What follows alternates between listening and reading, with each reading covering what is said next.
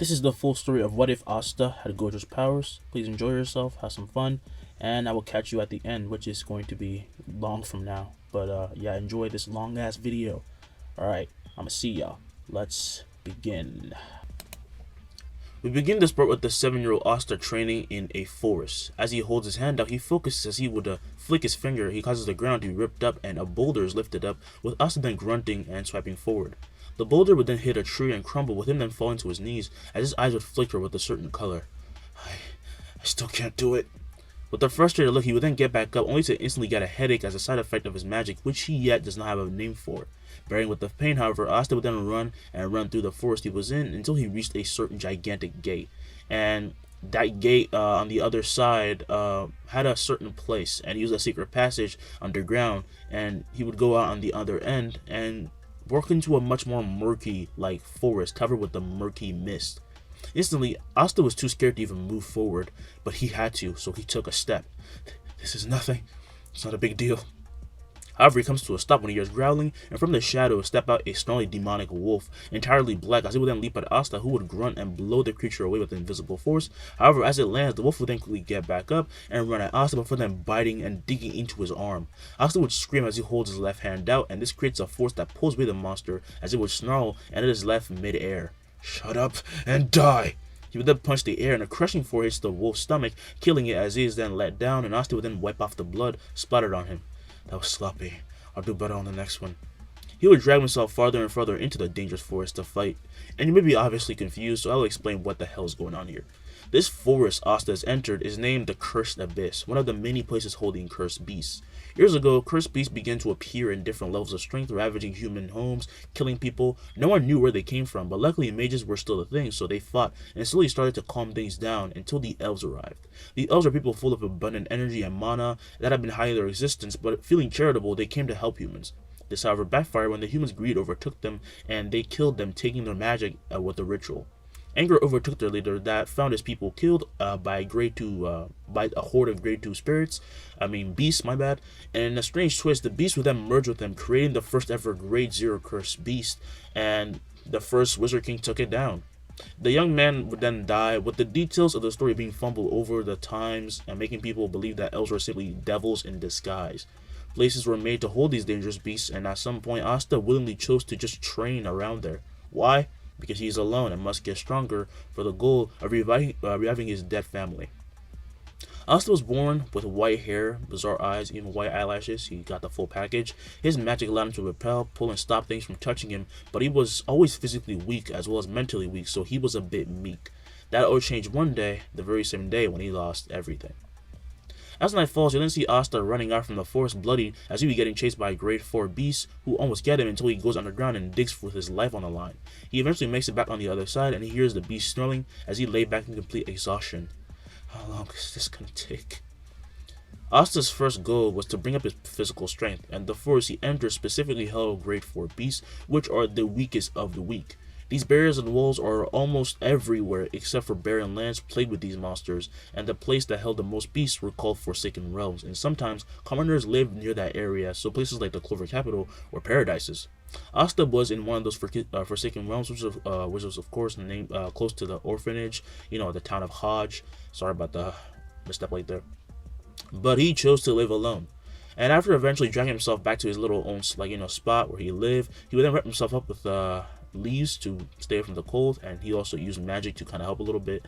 And as he shivered and shivered, he started to mumble as he was trying to go to sleep, and a flash of unspecified individuals came into mind, and he would just have these memories flooding his brain when he would then instantly wake up breathing heavily with sweat dripping from him. God damn it! Filled by anger of these nightmares, Filled by the anger that these nightmares brought him, Asta would then get up with a scowl as he begins to stretch, with his eyes then being full of determination. Getting in a push-up position, he would then pump out one before then doing another, with him then shaking all over already, but he did not stop. Those bastards, nobles, those assholes, I'll make them pay. I'll make them. Asta would soon come to a stop at 20 push-ups and would stand as he would pose and start to channel mana. As he clenches his fist, not only does he rip out rubble but an entire tree before him to a central point in the air, with him then growing a smile. Every day, make a promise to yourself and progress every day. And every day he did, with Asta then going back to the abyss, so much that he surpassed all the beasts over there by the age of 9. He did not hold back on his training and move on to hunting beasts, himself, not just letting them come to him. Doing this, he was soon able to battle grade 2 beasts in other locations. While this may not have seemed like a big advancement, the levels have a huge gap of power in them, so this is actually a great achievement, considering he had no one to help him. He was now able to use his infinity whenever he wanted, as long as he could track what he wanted to block, and he could repel and pull things with relative ease. But what was most impressive was his physical abilities. Ironically, the one thing that he made the most progress with was him being able to pull off amazing feats with just his muscles. Soon, he and the others who resided in the Forsaken Realm became 15, however, and were able to go to the Grimoire ceremony. Walking back from a hunt, Asta would then walk through the forest while looking out to the village of Hodge, which seemed lively as usual. Oh yeah, it's time for that thing. I need to up my calendar, he thought. He soon then reached his home, which was now a hut, and he sits by a tree as he would grow a smile, saying, yeah, it's time for the rise of the Satoru family. As the sun began to set, all the commoners and their families gathered at the Grimoire Tower, and they flooded the Colosseum, looking up in awe at all the Grimoires they would soon possess. Asta would be the first, one of the first there, and nobles did not gather there, but because they had their own special tower to go, because being part of the Forsaken Realm gives nobles the idea that commoners were not only weak, but dirtied. The Grimoire Tower elder would then make himself known as all the kids that looked to him, and he would say, welcome, welcome. It is a big day. This is when your dreams will be fulfilled. I'm looking forward to which one of these Grimoires will choose you. With hopeful eyes, the kids then watch as the elder begins the ceremony, and the Grimoires start to descend to their rightful owners. Wow, awesome, I got a 2-leaf. My Grimoire is so small though. They either complain or were really happy and applaud themselves about their grimoires, and they would just be happy in general to have received spells, or they would just, kind of be apathetic. And this was the key to the dream, so of course everyone had different things to say about it. In the hands of Asta, then actually falls a 3-leaf, leaving all those who saw this shocked. That guy's strong as hell, isn't he? I wonder what his magic is. It's hard to believe he's one of us, though. I mean, look at him. Hearing all this, Asta would then smile. That's right, I'm different from you weaklings. Must suck, huh? He thought. Wait, look! His look of arrogance would then fade when he sees a shining 4-leaf, and everyone gasps as they would then see it land in the hands of Yuno, and Asta become shocked most of all. With this grimoire, I'm gonna be Wizard King. His declaration left all the commoners quiet, as well as the elder, who could not believe his eyes. Just all the kids would then burst into cheers and laughter, not believing, that it was impossible for him to do such a thing with such a grimoire. Asta would be angry about all this though, as he would then make his way out and end up passing a hooded man. What the hell is this guy? Whatever, he thought. He then left the tower, flipping through his grimoire to find that he didn't even have a single spell, and he pops a vein. What the hell do you want from me, huh? Jeez. Closing up the book, he would then throw it into the sky in anger, only for it to fly back, making him only more mad, but he slowly calms himself down and remembers how it's never easy. Just coming as far as he did took a lot, but he did. So he had to do whatever always made him feel better when he was in these moments. He would just train. So he started heading back home. He passed through the streets, and he got stares from all the girls all over. Like I said, Asta's like, he looks exactly like Gojo, but he didn't even notice and was only flipping through his grimoire. Yeah, there's really nothing. Oh, wait. At the very end of the book, there was a page showing a certain mark, that of an eye. This was bizarre to Asta, who scratched his head in confusion. He kept trying to figure out what this meant until he came to Hodge, but he was still puzzled. Soon, however, he would then pick up something and walk to find Yuno being bound by chains from Revchi. The hell? They're just gonna fight here, he thought? They'd be fighting in a deserted area in the back of an alley, with Revchi then walking to Yuno as he would then grab his grimoire. Stop, Yoshino, you're never gonna be able to use it anyway. That's mine! Yeah, as long as you don't die though, this is mine for now. As Yuno grits his teeth in anger, however, the book then goes flying out of Revchi's hands as he barely manages to release some chains to latch onto the book, but then they shatter as Asta would then catch it while walking out. So a 4-leaf bastard like you can't even fight this weakling, huh? Am I being saved or berated, thought Yuno. Revchi would then get on guard, but seeing that Asta was strong, had a 3-leaf. Don't know what that was, but you ain't gonna beat me. I used to be a magic knight. As he prepares a spell, however, Asta would then appear right in front of him, leaving him shot as a punch is then slammed into his stomach, causing a massive shockwave that blinds Yuno, just as he's then released. I barely saw him move, Revchi thought, as he then collapsed, and Asta then threw the book back to Yuno, who catches it, and would thank him. Hey, I didn't do this for you, okay? I'm not letting you get even a little bit stronger than me. Got it, those Asta. Yuno was once again left confused, as Asta would then walk off huffing, and Yuno clenches his fist, realizing just because he has a 4-leaf doesn't mean that he's strong. He has to work even harder now. 6 months are given to those applying to be knights, and during these months, Asta would try and fight some grade 1 beasts, but he would lose completely and end up in a near-death state. As he looks forward to a smiling beast who would be jumping around as if he was imitating a boxer, it would then punch as a shockwave is then hurled at Asta, who barely makes his infinity barrier before then activating his magic. Repel. He would then hit the spirit, but it was not even hurt and only kept smiling more and more as Asta realized this thing was just playing with him, and in a split second, he had a fist to his face. However, the fist then comes to a stop as Asta would then look to see the spirit's head, or beast, whatever, was taken off, and it would then thud to the ground as a man comes into view wielding a sword as he would then turn. They're very adventurous, huh? Hearing these words, Asta would then begin to pass out, but the last thing he saw was the, worried old man running to him, and then he awoke, being startled by the shining sun. With haste, he would then go to sit and instantly feel the wound on his side worsen, and then in runs Kruger. Hey, geez, lay down. Are you that eager to die? Who the hell are you? Okay, lay down first. Okay? Originally, Asta would then do so, as the man then said that he was being too agitated. How did you do that? Do what? How did you beat that thing? Let me guess, you're trying to become a magic knight? I used to be one. Well, I was an instructor. I'm not asking for your backstory here, okay? Yeah, you don't have a lot of friends, do you? Shut up.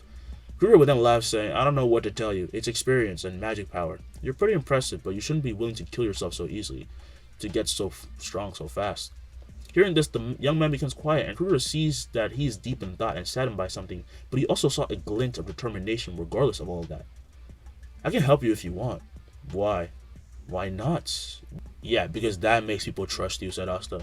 As Kruger laughs more and more, we then pass over the few months, and Asta does actually become Kruger's disciple. Though very standoffish at first, he comes to build a strong bond with him, not only learning mana skin from Kruger, but also swordsmanship. As such, Asta bought a sword just in case his magic became too unstable to use, and he just wanted a little bit of extra flair, and also it was a pretty useful skill to have. The magic, which he has still not learned the name of though, he still did work on it, all that, because he must, and he combined it all into becoming an awesome magic knight. At least he rose a few levels. Now, as the entrance exam is about to arrive, he and Yuno then head out of their homes and unknowingly cross paths and look to each other surprised. However, they do not speak and just walk forward, but their walking then becomes speed walking until they burst with mana and start running. You trying to show me up, huh? Asta asks. I don't know what you're talking about, so you know. With a look of anger, he would then speed up, but Yuno catches up, and they keep having this back and forth eventually until they would stop, and they are both tired of this, tedious, petty fight. But while Yuno was tired, Asta was not, at least not physically, and he arrogantly smiles about it, making Yuno mad. I don't think you and I are gonna get, along very well, Yuno said. Ditto. You're going to the exams too? He would then hand a bit of water to Yuno, but he said he was fine, taking out his own bottle and drinking it, before then saying he was indeed going to the exams. What are you taking? Asked Yuno. I'm gonna pass Voltu wall. Same, Yuno would say. This will be their first official meeting, and they continue along the walls of Voltu. If you were confused about this, I should explain it to you. To avoid beasts, if you're going on a journey, there are paths alongside many walls that provide for different levels of protection, and Voltu was the safest. These walls are still being expanded to this day, because lately more beasts have been showing up for some reason. But Voltu is still very safe. They eventually then arrive at the Clover capital, and just in time, and they stand at the line with others when they're ready to enter the Colosseum. Already, Asta will be getting many stares from female participants, maybe even some male ones, and as up front, the receptionist then pop a vein from seeing a girl that was up, about to give her grimoire, look back to the young man. He would say, "Hey!" The starter girl would then apologize, showing her grimoire, and she gets her number and goes in, and the man would then click his tongue, saying, youngsters these days are too obsessed with how people look, only for him to become blinded by the beauty of Asta when he came to show his grimoire. Oh, wait, hurry up, said Asta. Right, my bad. He then expects his grimoire, seeing Asta was a 3-leaf, and would be very impressed, wishing him good luck and letting him in with a number. Then next up was Yuno, who would show a 4-leaf, leaving everyone stupefied, as Yuno would then look to Asta, who was entering, with an arrogant smile. I'm gonna rip that smug smile off your face, Asta thought. More and more participants then soon flooded the Colosseum, as some would be bothered by the magic burst that were let in, but Asta and Yuno, however, were completely exempt from this treatment, leaving some impressed, just as the birds then began to actually flee, and a voice would be heard. Sorry for being so tardy. Looking up, they see all the captains make their entrance on the scene, and become enamored in them, except for Asta, who began to see that these nobles. That's Captain Vengeance. I heard he was in the run-up for being the next Wizard King. He can even beat a grade 0 beast. Yeah, all the captains can. That's so awesome. Vengeance would then say, Alright. We'll be overlooking you, but do keep in mind, no matter how amazing you may think yourself to be, the last decision comes to us. The captain's change in tone makes them understand this is really in the big leagues, as Vandas would then raise his Grimoire into the air, and using his World Tree magic, he creates a flying broom that would land at the feet of everybody. I'm sure you know what this is. This act is elementary for a knight, and as such, if you're not able to do it, then you understand why it may be hard for you to be accepted. He then has someone from his squad show how to do it before then letting the other kids begin. Asta would then grab his broom as he begins to spin before then throwing it up, and he would then leap and land on it, beginning to ride. Amazing, all those who saw this, just as would then do the same as he met Asta in the air, but he was sitting down. "Stop trying to show off," yells Asta. "You made the first move," yells For commoners, those two were at least adept at flying around, Noelle said. "The level of mana is applaudable for their age," said on. "Don't let your prejudice cloud you." "What prejudice compared to me? But they're mere ants." "Freaking drama queen," Yami said. Noelle would then tell Yami to shut up and watch himself, as Yami would then tell Noelle to shut up, calling him weird hair. Meanwhile, and Asta continued to do perfectly with the first test, while some barely even make it off the ground, and as such they're eliminated, but others do manage to rise. Then came the moving target test, with the personal moving target maneuvering around each participant, and as he held his hand out, Asta would then release an invisible shockwave that blew away the moving target, while pierced it with the wind blast. What did he even do? Did you guys see anything? Damn commoners trying to think they're special or something. Arrogant as they might be, they will realize their place soon. The hate from the nobles truly starts to come in at this point, as they become envious of Asta and and Asta would then smile towards one of the groups of them. "How about you actually do something except, yapping your mouths off, huh? This commoner." As he got angered by Asta only more, he laughed like a maniac, as Noelle would then call him a barbarian, and the commoners felt confident from just being in Asta's, they were commoners too, so they felt confident just from his actions. The next test was it was just a strength test of sorts, and Asta once again hits the stone target, and he blew it to nothing with an invisible shockwave. And then came the creation portion. Asta can't make anything, so he doesn't try to, which makes the captain slightly lower their opinion of him, because creating something with your magic is a very important step. But then came the one-on-ones, with Fagolion then personally hosting it, as he would instantly see a noble challenge Asta. "My beautiful magical made you come to your senses, commoner." Asta would then smirk, making the boy more mad, but of course Fagolion says to go ahead and fight, and everyone will make way for them. A circle is made around the two as they begin to encircle each other while readying their grimoires and mana for battle. Soon, however, the noble will then use his clone magic to create clay-like clones that rush at Asta. "Pound him into submission." Feeling the huge release of mana from the noble, the participants become intimidated. Meanwhile, just waits for what Asta would do, and instantly, the clones will come to a stop as they freeze in the air, mid-air, and in that instant, Asta would then unsheath the sword and just slash horizontally, cutting them all in half instantly. "That's not enough to fight me," he would say. As all the clones then fade away, the noble is left in shock as Asta would then ready his magic and slash down, and the noble becomes wide-eyed, feeling an overwhelming pressure approach him, and just as at that point, behind him a huge slash would occur, and everyone gets out of the way as the Colosseum would be sliced through. Seriously, what is his magic thought, The noble's eyes would go blank as he begins to foam at the mouth, and he falls to his knees, losing consciousness before then just fully falling over, and Asta would then sheath the sword, but his opponent was completely fine, at least physically. Mentally, he's out. "How do you like my magic, bitch?" he would say. "I didn't even see anything. If he can just freeze things like that, then how do you beat him?" they'd be thinking. Asta then walks back to the crowd, walking past who would nervously smile, saying, "Fine, you win this one." Other fights then go on, and would be challenged, and he wins until the selection then comes, and some are completely rejected and get no hands, some get 2 or 3, but overall it is dreadful to see that the bar was so high. When Asta came though, all the captains raised their hands, leaving everyone shocked. With a smile, however, Asta would then say he wanted to be a black bull, leaving everyone else shocked. "Wait, seriously?" asked Yami. "Got a problem with that, old man?" Got a little spunk, don't you?" The pressure of the captain would then hit the young man, who finds it hard to even breathe, and the others start to feel this as well. But despite that, with a nervous smile, Asta would then look at him. "Yeah, I'm a punk, but that's your business now." The pressure would then slowly lessen, with Yami then bursting into laughter, saying he found him interesting, but much like everyone, he was confused as to why he would, choose the lowest of the low. But the decision was made, and being the professional that the captains were, they won't try to change it. And as he walked off, Asta then heard mumbling of him ruining his chances, but he didn't care. This is all going according to plan, he thought. Going up next, Asta would then get all hands and choose the Golden Dawn, which was a much more normal choice, and as the selection continued, soon night fell, with Asta then going to meet Gordon and Inferno as they would wait for Yami. "Why the hell are you whispering that? Of course I'm sure about my choice," Asta says to Gordon, as Inferno would be surprised, asking if he can actually hear him. "Of course I can, are you stupid or something?"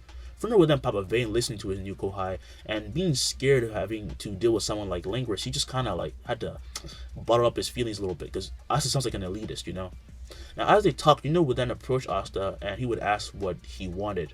"I'm not gonna keep losing to you," said. "Wow, him and the four-leaf clover kid are competing?" thought Fernell. "Yeah, right, we'll see about that," Asta said to As the two began to stare down, would then leave, being called by Alexandra, who clearly seemed annoyed. Would then come out from taking a crap, and then using Fernell's portal, the four would then walk in and end up in the forest facing the base of the Black Bulls. "Ain't no going back now, Shrimp. The name's Asta, old man." He's then instantly grabbed by the head as he feels his skull being crushed, and he calls Yami a gorilla, telling him to stop, only angering the captain more. "Seriously, how is this guy so strong? I'm pretty confident in my physical strength, but he's not a typical guy, huh?" Asta thought. An explosion at this point then goes off from the building, and as they all look forward, a bunch of rubble would then fall at their feet, and Yami's grip would then lessen, allowing Asta to set himself free as he would dash and he would run through the smoke cloud until he enters and finds the rowdy mages. "Praise me, you mongrels!" Magna, who was fighting mid-air, then becomes angered at these words, and he turns to his kohai just as luck would then strike him across the face. "Wow, it's a shining prince," said Charmy. "At least you know your place," Asta said. Magna would then get up asking who the hell this guy was. Vanessa said that she doesn't know, but he definitely has some looks. And at this moment, from the smoke then walks out Yami. "He's new.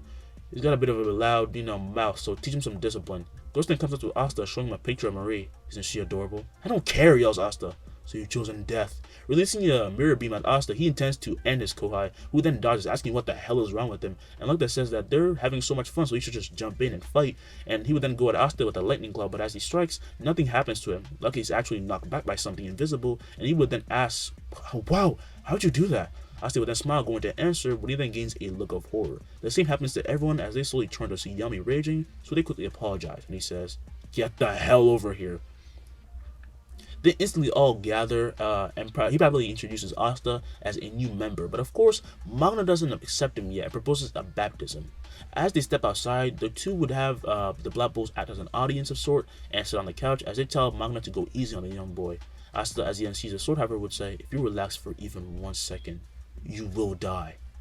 His face showed a smile, but his eyes were saying something completely different, and everyone noticed, with Magna then slightly reclusing, saying, "Alright then, screw the testing, let's brawl, you little shit." He creates a fire bat and fireballs as he then swings and heaves them at Asta, who would dodge while rushing forward, and then when one comes to reach his face, it would stop right before him as he would then leave all the knights and everyone confused, and in an instant, Asta appears right in front of him, having his sword right at his senior's face. "Whoa," said Vanessa. Magna would then begin to shake uncontrollably as he let go of his fire bat, which then faded to nothing, and he fell back and smiled. "So you're not just all talk, are ya?" Seeing his sword, he would then obviously say that of course he wasn't going to.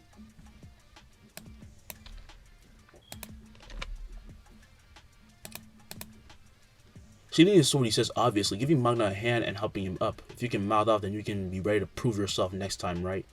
"I like you," said Magna. I'm 50-50. The anger yet enamored Magna would then put him in a nuggie, saying that he's going to be a real handful as Asta yells for him to release him, and the other bulls then approach, saying hi in their own weird ways, because they are the weirdest of the weird, as well as the lowest of the low. We then fade to black. A few minutes later, Asta can be seen walking with Magna to the beast's cage, and Asta becomes shocked when seeing grade 1 beasts in there. What the hell? Hey, get used to it. Apparently the captain is holding these for someone. For who? Someone strong enough to actually subdue these things? Seriously, they gotta have a screw loose or something. And be super strong. Seeing this made Asta realize now even more that the gap was large between him and other knights and other people, but it also made him kind of excited. "How do you keep him so docile though?" he asked. Magna would then say to look up, and Asta sees a magic stone of red color, as Magna would then say they are used to weaken these creatures, reducing them to an almost vegetative state. "How do you not know this?" Asta, having lived in his whole life on the edge of the dark abyss, the cursed abyss, never looked for ways to weaken the creatures, and even now seeing this measure, he was not gonna be using it. He was not the least bit interested. He just wanted to fight. You truly are ignorant. As Noelle enters the tunnel, she then sees an annoyed Asta and a confused Magna turn to her, and her face then instantly turns red upon seeing the so-called commoner. Why does he look like that? As she's stuck in a daze, she doesn't even notice Asta come up, as he would then flicker around the forehead and surprising her, as she stumbles back asking what the hell he's doing. "That's what I should be asking you. Who's ignorant, huh?" Noelle then tries to keep her Noelle then tries to keep her composure and says that only ignorant people don't know what inverse crystals are. Whatever, the fact that you're in the Black Bulls shows you're kind of desperate. What are you then? Asta goes to answer, but something very specific catches his eye. Her brooch, one that showed the sign of the Silver family, and instantly he gains a much more angered demeanor, catching Noelle off guard and scaring her. She didn't know what it was, but this reaction, a release of bloodlust. She just readied her Grimoire out of instinct and brought out her wand before then shooting out a huge water ball, only for it to then bust, becoming crushed by the pressure of Asta's mana that characteristically exudes such pressure. And she becomes shocked seeing her spell ended so easily, as Asta would then stare her down, and her look of worry then turns to despair and anger, and she would then grab her robe and rip it off and throw it to the ground. Hey! She then runs off angry and crying as Magna would then come over and, caress his robe because, it's his baby. He cares a lot about the team.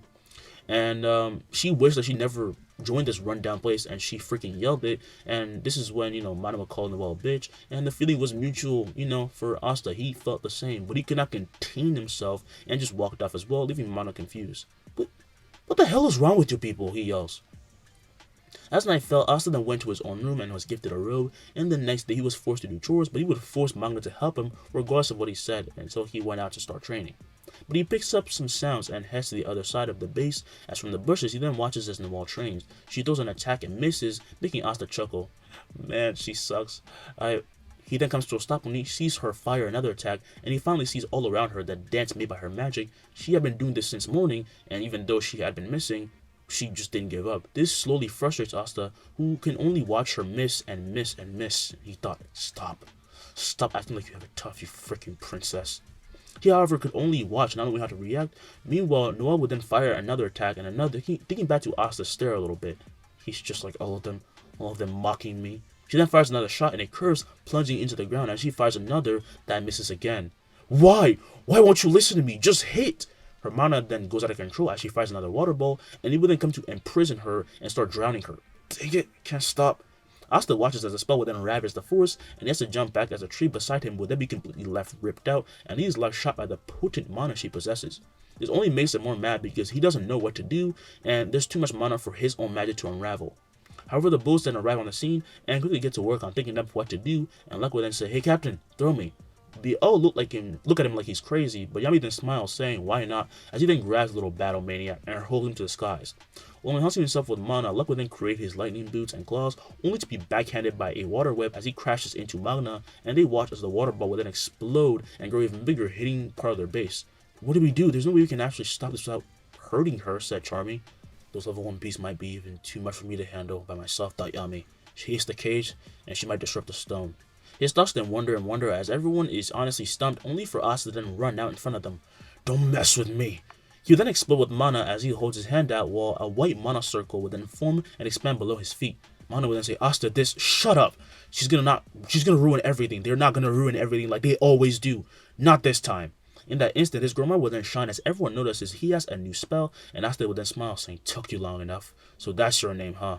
The circle then expands even more as beside the giant water ball, appear two bluish orbs of mana, and all the falling excess water freezes and slowly begins to twitch, losing solid form, and they burst until Asta would scream, and it is all pulled apart and swallowed by these gigantic orbs of mana that would then spew the water elsewhere, showering the forest and base with makeshift rain, leaving Noelle alone as she begins to fall, and quickly Asta would then dash as he catches her just in time. "You don't get to show off in front of me." "That was the most manly thing I've ever seen," said Magna. As Luck gets off Magna, he would then ask Asta if he wants to fight later, and everyone approaches as Noelle would then wake coughing water until she slowly opens her eyes. Uncontrollably, she once again blushes, and Asta would then instantly drop her, saying, "I'm not gonna lose to you, you hear me?" "What?" she would say. "My magic's always gonna overpower yours, no matter what. Got it?" He's then smacked across the head by Vanessa, who says, "He means you're like his rival." Noelle is then surprised by this, but then sees everyone looking to her with hopeful eyes, just as Luck would then say that explosion of mana was, as crazy as it was awesome. "You just need a bit of training," said Vanessa. "I can give you some lessons. Here, have a cookie," Charmy said as she hands Noelle a snack, and the girl is flabbergasted. And the final nail is Asta holding his hand out to help her despite his reaction from before. "You better get that shit under control if you're ever gonna beat me." He's really confusing, thought Noelle. What is he even talking about? But despite thinking this, she would then take his hand, because though her goal was not to beat Asta, now knowing her potential was recognized, even if just a bit, she was not going to fall behind and look Asta straight in the eye, she would say, "I will." With this, Noelle gets welcomed back into the group as an actual bull, and the house strangely re-heals itself overnight, prompting Asta to ask Yami about it, and Yami then shows him Henry.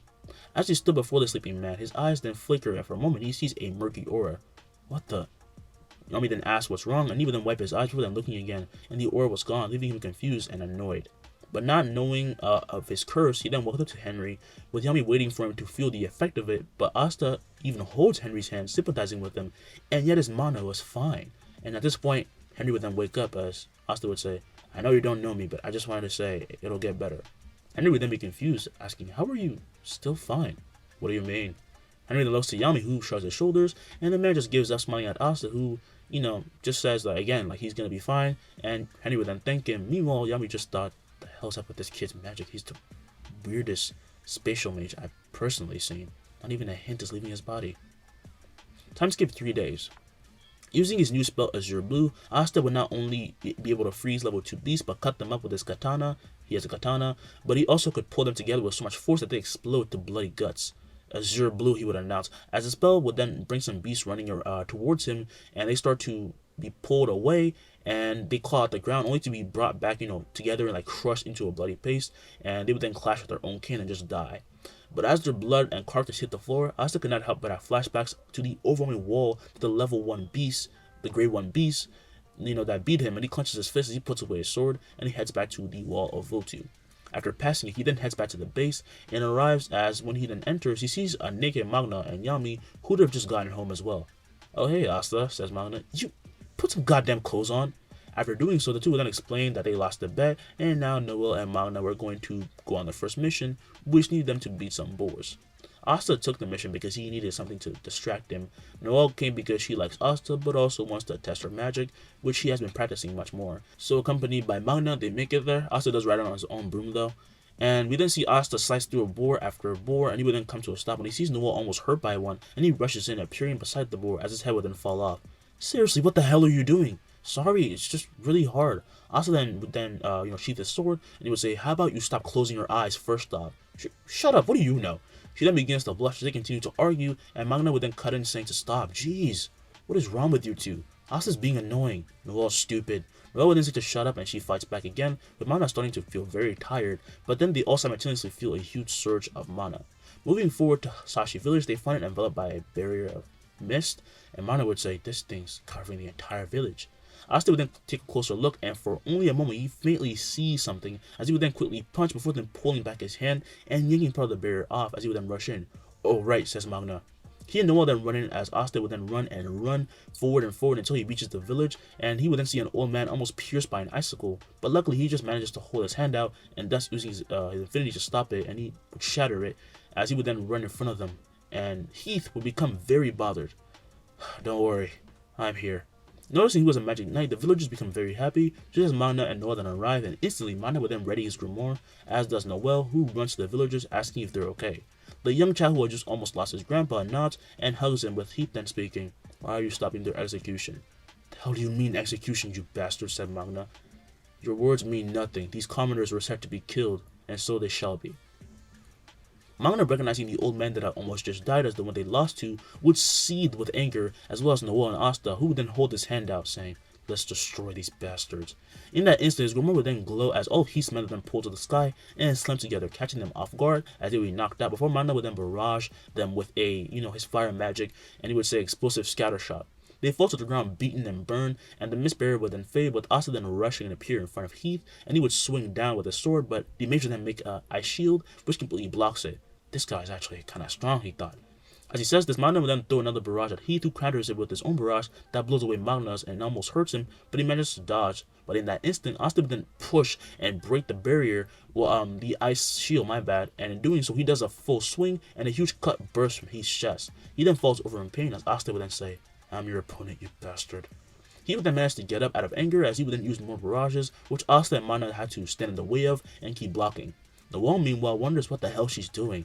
"I'm just staying back. I can't even help it, and they're putting their body on the line for these villagers." As she looks back at the worried people, she then feels a rise in magical energy and looks up to see a storm of icicles falling. After they're gone, "You'll be next," said Heath. Asta, as he slashes through another attack, however, will then smile. "Nah, it's your turn," because when Noelle gets backed into a corner, she goes a bit crazy. As Heath leaves an eyebrow to this, in that instant, she will then burst with magic, as her Grimoire will then give her a new spell, allowing her to make a sea dragon's cradle, leaving all the villagers amazed, as she would then yell, "Do it!" Asta would then slash forward with all his strength, saying limitless magic. He gains a new spell unknowingly as it becomes inscribed in his brain. He will then say, Dimensional Cut. His torso once again bursts with blood as a huge gash will then appear, and he instantly understands he never had a chance, and the only reason he was winning was because, well, they were forced to block his attacks. And he falls, losing to the bulls, and Magna would then turn to Noelle saying, Not bad, newbie. Of course, I'm a noble after all. Now, as Heath is defeated, Asta sheathes his blade, with Magna then using his fire to make a straitjacket to hold their beaten enemies. However, as he does, one of them begins to use water magic to try and get away. In that instant, though, Asta will then appear right above him and slam a punch into his head, cratering into the ground while he covers his body with mana skin. I've been noticing it for a while now, but he always does that. I thought it was just part of his magic, but it's just mana, thought Noelle. As the enemy loses consciousness, Asta turns to stare daggers at Magna, who says, Yeah, I know. Sorry. Whatever. At least these idiots survive, Asta said. The villagers are surprised that he says such a thing, and as he starts leaving, he will then tell that he just leave the rest of the others. This isn't my area of expertise anyway. What a strange young man. Yeah, but you saw it, right? He got mad on our behalf. He means well. Noelle then lowers her barrier, saying that he's just not good at talking with people, and Asta would say that he heard that. So what? Noelle yells. Asta from the forest then yells to shut up, and the village chief would then laugh as he thought, a lover's quarrel. How fun youth is. Asta would then spend a few minutes alone leaning up against a tree with his eyes closed when he then feels something and open his eyes, and he would put up his infinity to see a strange magic bird trying to peck him. As the bird comes to a stop, it would then land on Asta's head, and he becomes very confused. Why the hell do you have a magic stone? And get off my head! He then tries to grab it, but it flies off and pecks at his head, making him scream in pain as he yells for it to stop, and this is when Magna and Noelle arrive to see him. Hey, what's up? Asks Magna. This weird thing came at me and has a magic stone in its mouth and it won't leave me alone. As they hear this, they both get closer and inspect and say that this is the stone that the villagers said that those people were after. Hey, where are those people then? Asks Asta. What are you doing here without them? Well, their leader committed suicide with his magic taking them along with him, Noelle said. Jeez, they must have had some secret, Asta says. Yeah, but luckily with that stone we can try to figure out something, says Magna. As he says this, an arrow will then land on Asta's head once again, and he will then burst with anger, but contains it, saying that he will let the bird stay, but if he keeps being annoying, he's just gonna kill it.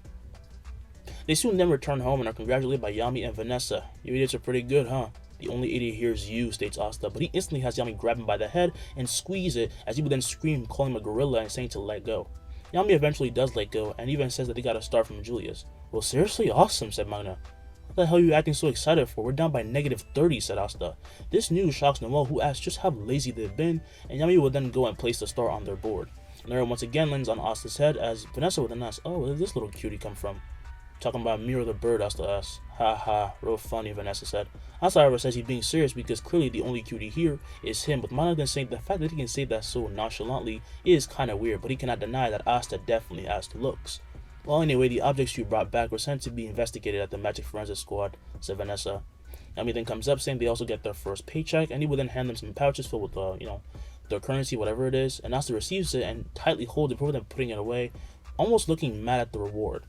Vanessa then puts her arm around Asta, saying that she might as well just take him and Noelle shopping then. Maybe you can get a new sword even. What do you think? Why not? We then cut to the three entering the capital streets as they see food stands, weapon shops putting their stuff on display, and people will be bartering and, so on. However, as they walk, Vanessa and Noelle will notice it. The attention Asta is getting as women and even some men freeze up as he walks by and swoon. This is pretty normal for you, huh? Asked the witch. What the hell am I supposed to do about it? Well, at least we're not going to start a commotion saying it. Well, everyone's too start to even move, thought Vanessa. Noelle meanwhile would then give a glare to one of these girls, making them turn away as she would then blush, telling herself that it wasn't because, she liked Asta, but it was just because they were being annoying, being tsundere-like. They soon then take a turn and end up in the black market, which in comparison to the main streets, looks far more facetious and mysterious, but also dirty and quiet. From afar, we'll then be watching Seki as he grinds his teeth, being jealous of Asta, who was not only blessed with good looks, despite being commoner, but was also surrounded by beauties. Help! Help, please! Past Seki then runs a thief using wind magic to run faster, and the old lady who would have screamed this would then run out of the alleyway asking for someone to stop him. Already Asta readies his magic and holds one hand out, but Seki smirks, using his magic to create a bike, and he rides after the robber. I'll stop this guy and show those ladies my good side. You're too late, commoner. Asta meanwhile didn't really care, as he'd be thinking calmly. When it comes to my normal use of pulling things, as long as the target doesn't possess much more magic than me, I can still. The robber would then lose footing and is pulled back at the speed of sound, hitting Seki off his bike before he's then met by a punch to the face, and he then craters to the ground, dropping the elder's belongings. He pulled him over. Interesting, thought the old lady. Seki as he lay on the ground embarrassed and watches as Asta gives the old lady back her stuff, and he starts to hate him even more. After giving back her stuff, the bulls then start to leave, not really having found anything interesting, and they just want to get some food now. The old lady meanwhile heads to an alley and lets down her disguise to show that she is a he, and he is Julius Novarchrono, the Wizard King. What an interesting magical ability, but there was something weird about him. Especially his eyes, he thought. Time skip. A new dungeon is found, and as such, Julius personally picks some juniors from the Golden Dawn and the Black Bulls to go check it out. And as they enter the dungeon, Asta, Noelle, and Luck walk down a tunnel, with Noelle suggesting some names for the magic bird that had attached itself to Asta. How about Sylvantis? Stop trying to attribute it to the Silva family. Also, I don't care. Nero would then fly to Luck while Asta and Noelle argue before Luck then suggests the name Nero, which Nero raises her wing in agreement with. Yeah, sure, whatever, said Asta. It's better than whatever the hell she's saying. Noelle, while she pouts, does agree that it is a good name, and they continue on their way. As they go further down, blinded by darkness, they soon reach the true dungeon, and are left amazed by the magical energy that is just letting off. However, by accident, Asta will then step somewhere, and a magic circle will then form, releasing a torrent of ice, only for it to be blown away by his magic, just as he is then hit. So there are traps. Good to know, he said. He, however, then feels another release of magic, which is then thrown at Noelle, who blocks it. What'd you do that for? Noelle would ask Luck, who says, for fun. Fun, she would say. Luck then runs to a trap and another trap and just keeps doing so, now annoying the two with this bullshit, and they slowly begin to understand why Magna actually warned them about Luck before they came here. When he finished bothering them though, he just left, and Asta would then scream with anger. When I see you again, you're dead. Dead, you hear me? Dead! As he huffs and screams, Noelle then steps back, activating a trap, with vines then releasing and grabbing onto her, and Asta would then turn and realize that this is a grade 4 beast making an appearance. But it was of the plant variety. There are different varieties, like a lot. You just have to have curse power, and if you like, they have an eerie energy. That's all you need to know for them to be like a grade 4 beast. You can just detect it. In an instant, Asta then takes out a sword and appears right in front of Noelle as the vines are then cut and she falls to her butt, but the real beast will then make itself known before Asta and goes to attack. Asta is about to retaliate when an eagle made of wind then flies past him, piercing and killing it. Wind magic, thought Noelle, as she turns to see Yuno, Klaus, Mimosa arrive. Asta then turns, hanging his blade on her shoulder. You just couldn't help yourself, could you? Slowly they descend on Yuno's wind arc, and after stepping out of a tunnel, they drop down. And after landing, Yuno will then see that this, has repaid his debt to Asta, who then scoffs saying he had that anyway, so don't interfere. The Golden Dawn then comes face to face with the bulls, as the rivals then stare each other down. Our purpose is to raid this dungeon. You better have a good reason as to why you helped this filth, said Klaus. Filth? Oh, I'm gonna kill you, Asta said. He releases a shit ton of bloodlust, which is even more intensified when he figures out that Klaus is obviously a noble, and the noble is taken aback. Of course, commoners such as yourself would react in such a way. You're not what, said Klaus. The two then begin to stare down, but most of them recognizing and approaching Noelle. I heard the Black Bulls are pretty barbarish. Are you fine with that? Oh, I'm fine with it. I used to be a little bit surprised. I was about to ask if someone as clumsy as yourself would last in the Golden Dawn, said Noelle. Oh, everyone's super friendly, so because of them I've gained great control of my powers. How about you though? You didn't have the best control. She then slightly looks to Asta by accident at this point, making her blush and angry Noelle, who thinks that she's always been a little insolent with her snarky remarks, but she's crossing the line now.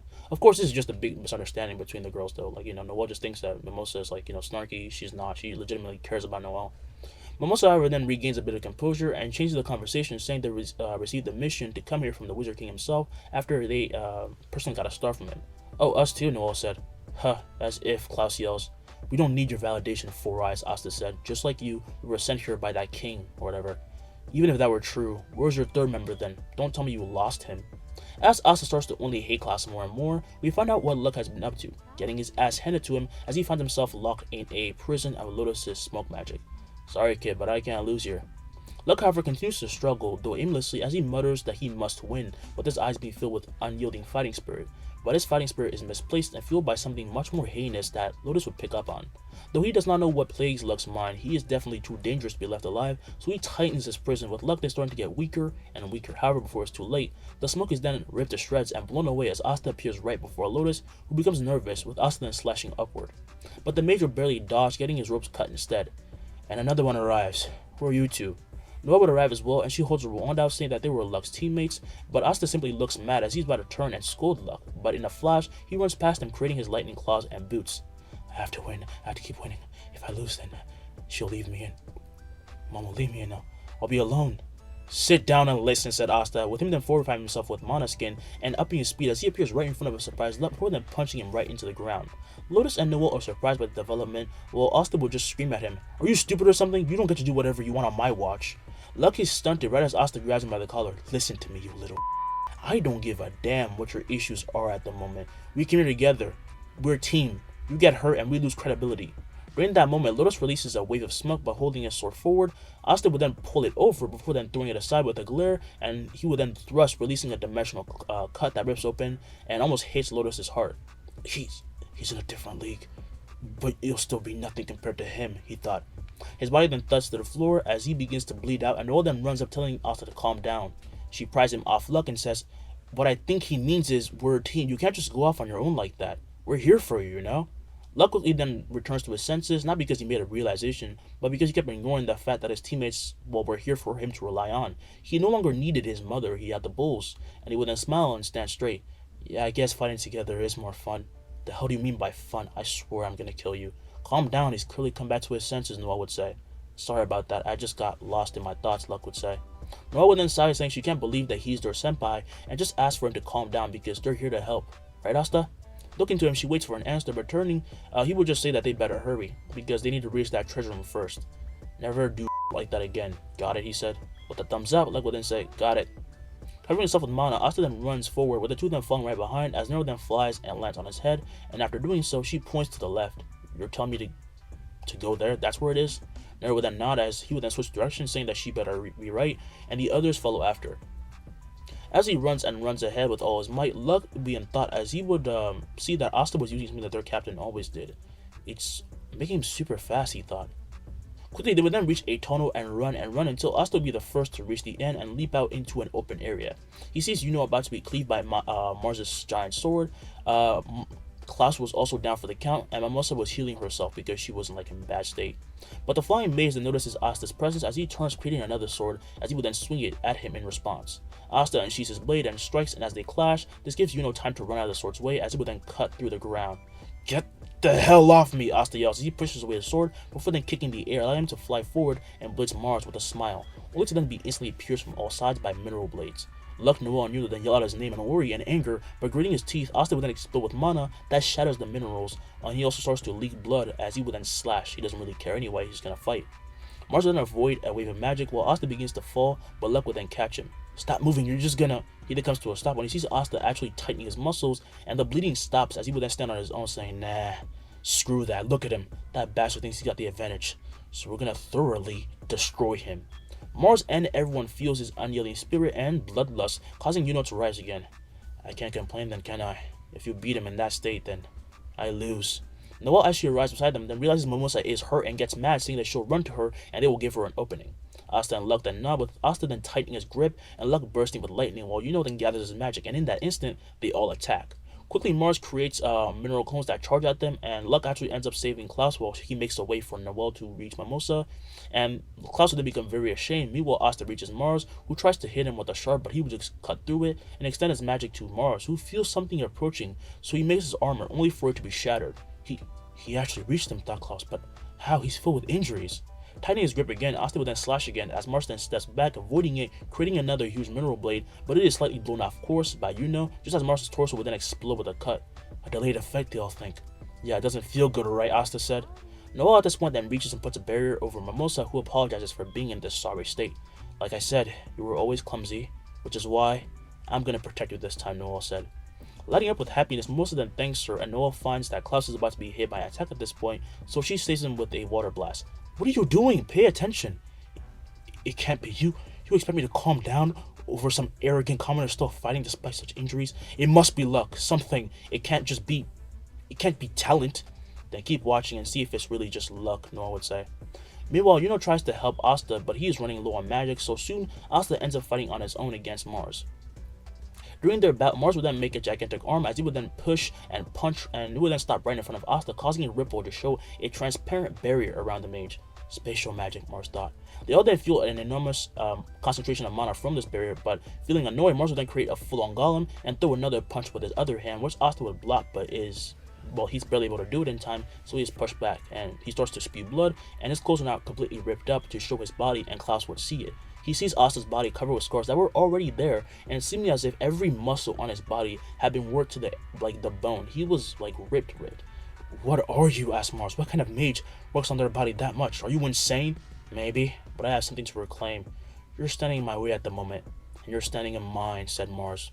His golem then runs at Asta with high speed, with everyone becoming worried since they can't make it and help, but in that moment, Asta remembers what he was taught by Kruger. He studies his breathing, and this would give him a new spell, which once again becomes inscribed in his mind, but it's different. It's a different type of spell. It's not conventional in this sense at all. The boy would swing upward with all his strength, and in that moment, as if time stood still, his mana would then flash back, releasing a black flash of lightning made from the purest form of mana, which would then blow back Mars and completely destroy his golem in one go. What is that, that mana? As Mars is sent flying, Asta would then thrust, and a red wave of mana is then released, hitting Mars in the stomach and causing him to spew blood. You never beat me with that half-assed goal, you bastard, Asta would say. The diamond mage would then crater to the floor while ripping through it, and Asta would then fall to one knee, using his sword to hang on while Luck would then run over. You did it! You really did it! Of course I did, you idiot. Noelle would then be amazed and be happy that he was alive, but also didn't relent and was his usual self when close to near death. Meanwhile, realized that he still hadn't reached him yet, and Mimosa was simply surprised at the contrast between his body and his face. And it's clear that he's worked very hard, but Klaus was just stupefied. He just kept pushing through it. That body of his. He's insane, he thought. Slowly, Asta would then stand and tell Luck to get off him, and he would then steady his breathing as he walks towards the treasure room. He's lived his whole life on the edge and fighting beasts, so suffice to say that he's extremely used to these extreme injuries. So this was nothing. He's had much worse. Hurry the hell up, we have work to do. But your injury, said Noelle. Doesn't matter. This much is nothing. Soon they all then gather, with Klaus putting Mars in a metal straitjacket, and Asta would then cut up in the magic gate. As they enter, they find a number of bizarre artifacts, and as they check this out, Asta would be checking his grimoire, as he saw he had 2 new spells. Red? It's just called red? Well, it must be because of that black flash thing, right? Strangely, I don't even feel that hurt anymore. At this moment, he's then blinded by a bright light, as he then turns to see Yuno holding a scroll illuminating with green mana. The scroll will then soon stop shining, and Yuno sees the glyphs on it are gone. What was that light just now? Asked Klaus. I don't know. Luck, meanwhile, starts to get uneasy as he walks around. Something just didn't feel right until something would then just click with him. Guys, run away from the gate is then blown open fully by Mars, who enters it with his giant golem, and he starts to have a cloak of fire start to heal him. 2 attributes? He can't use 2 elements? It shouldn't even be possible, thought Klaus. Instantly, he, Yuno, and Luck are trapped by mineral shards and become unable to move, and Asta is also trapped, but his mana will release naturally and just shatter the magic before he then leaps towards him. He slashed, releasing his red spell, but it was swatted away by Mars. Shit, I'm low on mana, he thought. From above, Mars will then slam him to the ground with one of his gigantic arms, and Asta doesn't manage to block it in time, leaving him cratered 10 feet deep in the ground. Noelle quickly goes to extinguish the flames with her magic, but she is sent flying and begins to bleed out, leaving Mimosa horrified as she runs to her and covering with mana. She starts to do the same for Asta, trying to heal them, and the others try to get free, and, well, they're not having much luck. Your trump card is out of the fight, so I can finally watch you die, Mars said. He will then go after his first victims, Mimosa and Noelle, but as his blades attack, they are then trapped by the infinity in mid-air. Luck and Yuno then show a grin as they realize what just happened, and the blades are shattered just as Asta will then stand again. You wanted to get rid of me that fast, huh? Well, I'm flattered, but nah. His eyes will then gleam as he slashes, releasing another red shockwave, which slightly blows back Mars, angering him. Who the hell said you could hurt my people? Huh? Asta would say. You. Concentrate all that healing on the wall, I don't need it. She's not dying yet. We got a score to settle. Mimosa is about to point out that he is in a much worse state than her, but Noelle will then regain consciousness, saying, I'm not going anywhere, so you better beat that guy. Well, obviously, he'd say. His magic will then rise more than ever before, and feeling angered at not being able to do anything, Yuno's magic rises as well, freeing him as both he and Asta would then scream. A gigantic gust of wind would then combine with Asta's limitless magic, turning it to a destructive red tornado of sorts that Mars tries to defend, but everything of his is destroyed. He craters into a wall and causes a massive explosion that shakes everything, just as Yuno will then turn to see a little flying fairy beside him, and everyone does as well. With a yawn, she would then wave goodbye and fade away, giving Yuno a new spell in his grimoire as Asta would yell, What the hell was that? Are you trying to take my win? What was that thing? Klaus thought. Klaus and Luck would then become free, with everyone being surprised at what Yuno had just conjured, including himself, but they have no time for that as the dungeon would then begin to shake and crack. This place is coming down, yells Asta. Giant rubbles would then begin to fall, and quickly Yuno would then make his wind arc, telling everyone to get on. Quickly Asta would then get Noelle and put her on there, and Mimosa would then follow up and just get in there, and Klaus is already there, all of that, they all get in. However, Asta starts to run back from Mars. What do you think you're doing, yells Klaus. Shut up, I'm not done with him yet. He gets to Mars, just as would then begin to rise, and a giant boulder would then fall, blocking Asta's way as he runs back. But instead of panicking, he just jumps on it and leaps, as he would then land right on the arc and say, "Go!" Quickly moves up, but finds it hard to navigate, so luck would then tell him where to go with his sense of mana, and at that moment they're intercepted by a giant boulder that begins to fall from above, and Asta goes to attack it, but it is taken out by Klaus and Luck, with the falling excess of rubble just being caught by Asta's infinity and just flung away. But just doing this would make his brain ache, as he would start to bleed from his nose. Asta yells, "I'm fine, go up." Does he just not feel pain, they all thought? Mimosa at this point starts to heal him, saying, "Sorry, I'm not that good, but I'll try. I'm fine either way, but yeah, thanks." Slowly they rise higher and higher until they reach the top and get out of there before everything collapses in on itself just in time, and falling onto the debris, they can finally relax, with Asta then setting down Mars, and then Lotus would then walk out holding a bountiful treasure with the smoke magic, and everyone gets ready for a fight. But Asta just says, "Take him." "That easily?" Lotus asked. "Easy? Next time I meet you, I'm gonna kill both of you. But it wasn't one-on-one today, so I'm not gonna win that way." "Yep, that's so like you," said Luck. Lotus is legitimately worried about making a move, as his last cut is still stinging, and Asta would then ask if he was gonna hurry up. So sensing no hostility, he quickly just took back Mars, and Asta would then turn, saying to wash themselves. "Thanks, kid. I don't want your thanks." "Right," Lotus would say. With these words, he then left on a cloud of smoke, as Klaus would then muster up the courage to say sorry and apologize to both Asta and "I kept doubting you at every turn, even with you being my own teammate, but you two, you're true knights." "I don't need you to tell me that," Asta would say. "It's okay, I don't particularly mind, but I accept your apology," said Klaus would then thank them for being able to put up with him, as Asta then turns, seeing Noelle heal, and she blushes seeing him stare straight at her. "Hey, your clothes are pretty messed up bad," Asta would say. Realizing this, she looks down, seeing her chest almost fully exposed, and covers it, and she was filled with embarrassment, so she shoots a water attack at Asta, who is sent flying. "I'm gonna freaking kill you!" Days would then pass as we find Noelle and Asta walking down the capital, when they would then meet the Golden Dawn team. "Asta!" Klaus would yell as he runs to him and checks on his body, asking if he's really fine, and if he's supposed to be out like this, and he says, "Get off me, it was nothing, I got healed." "I think he's just pointing out that you have a naturally high pain tolerance," Noelle said. "It's called training, maybe you know if you weren't such a spoiled little shit." "Shut up. I quite like talking, your highness," Asta would say. The two of them begin to argue, with Klaus trying to calm them down, but Mimosa was too nervous to intervene like usual, because she started to develop feelings for Asta. Soon Asta and Noelle then soon stop fighting, and the group resumes walking. "Did you find out what that thing was?" Asta asked. "No," said Asta would scoff, saying he better, because it's boring if he doesn't retaliate, and would then say he will not keep falling behind. "Are you two perhaps close?" asked Klaus. "We lived in the same area," said. "Well, at least I think so." "Where did you live?" "Near the walls." As they all hear this, they become shocked, with Asta continue to walk while they freeze, but then they start to wonder if he really did what they think he did. Mimosa asks, "Don't tell me you..." "Yeah, I fought them, so what?" "But that's not normal, didn't their curse latch onto you?" asked Klaus. "That's a misconception made by nobles. Dumb nobles. If anything, it made me tough," Asta would say. Becoming silent, they cannot understand the secret of his strength and don't really know how to respond, but it made so much more sense why he has so many scars and why he has such a high pain tolerance. "How would you do such a thing to yourself?" asked Klaus. "Yeah, you're either just crazy or dad stubborn. Not that it's not amazing," said Noelle. Asta would then respond by saying, "I didn't have a choice, and I'm most definitely crazy, but it helped. It gets weird being alone. The only thing those creatures can do is make you despair." Looking to him with empathy, they would then feel as though he's hiding much more, and it sounds like his childhood wasn't exactly the best, but Asta senses it and says to cut it out. "Don't you dare underestimate me." "Never," said You're my rival after all." "Good. You guys should try it out sometimes. It works really good," said Asta, and everyone says they'd rather not, because that sounds like suicide, and Asta says it's their loss. They would then reach the Clover Castle, and they meet a blonde-haired man in a robe decorated with medals, and he would then say, "Welcome, young knights." Instantly, the nobles would then fall to one knee and bow, as becomes confused before then being told this man was the Wizard King, and instantly he bows as well. "So this is him, thought." However, they all noticed that Asta was still standing. Klaus would say, "Asta this." "Oh, I know who he is," Asta would say. "A Wizard King. Ever heard of a little family called Satoru?"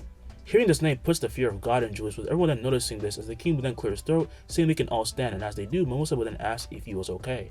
"Of course," he'd say. He then goes to Asta, who glares at him, and the king then thought, "It's him, the first victim." "So you do know." "That's all I need. Carry on," Asta said. "Hey, you can't just talk to him like that. This is the Wizard King," said Klaus. Julius, however, says that it's fine, telling them all to follow him, and they go to the tower, where Klaus would then give his report of everything that happened, and then Julius asks for Yuno's Grimoire, seeing his new spell. "Good job getting this. It's probably the most interesting thing that was in there," he'd say. "So you can read it?" asked "Somewhat." "Alright. Here, and good luck. It'll be of great use to you, I guarantee it." Takes back the Grimoire, thanking him, but then asks what everyone wants to ask. What is this Satoru family? The atmosphere becomes almost unbearable, but Asta would say, I had a friend. He used to be a part of it. It was a noble family, but it's gone now.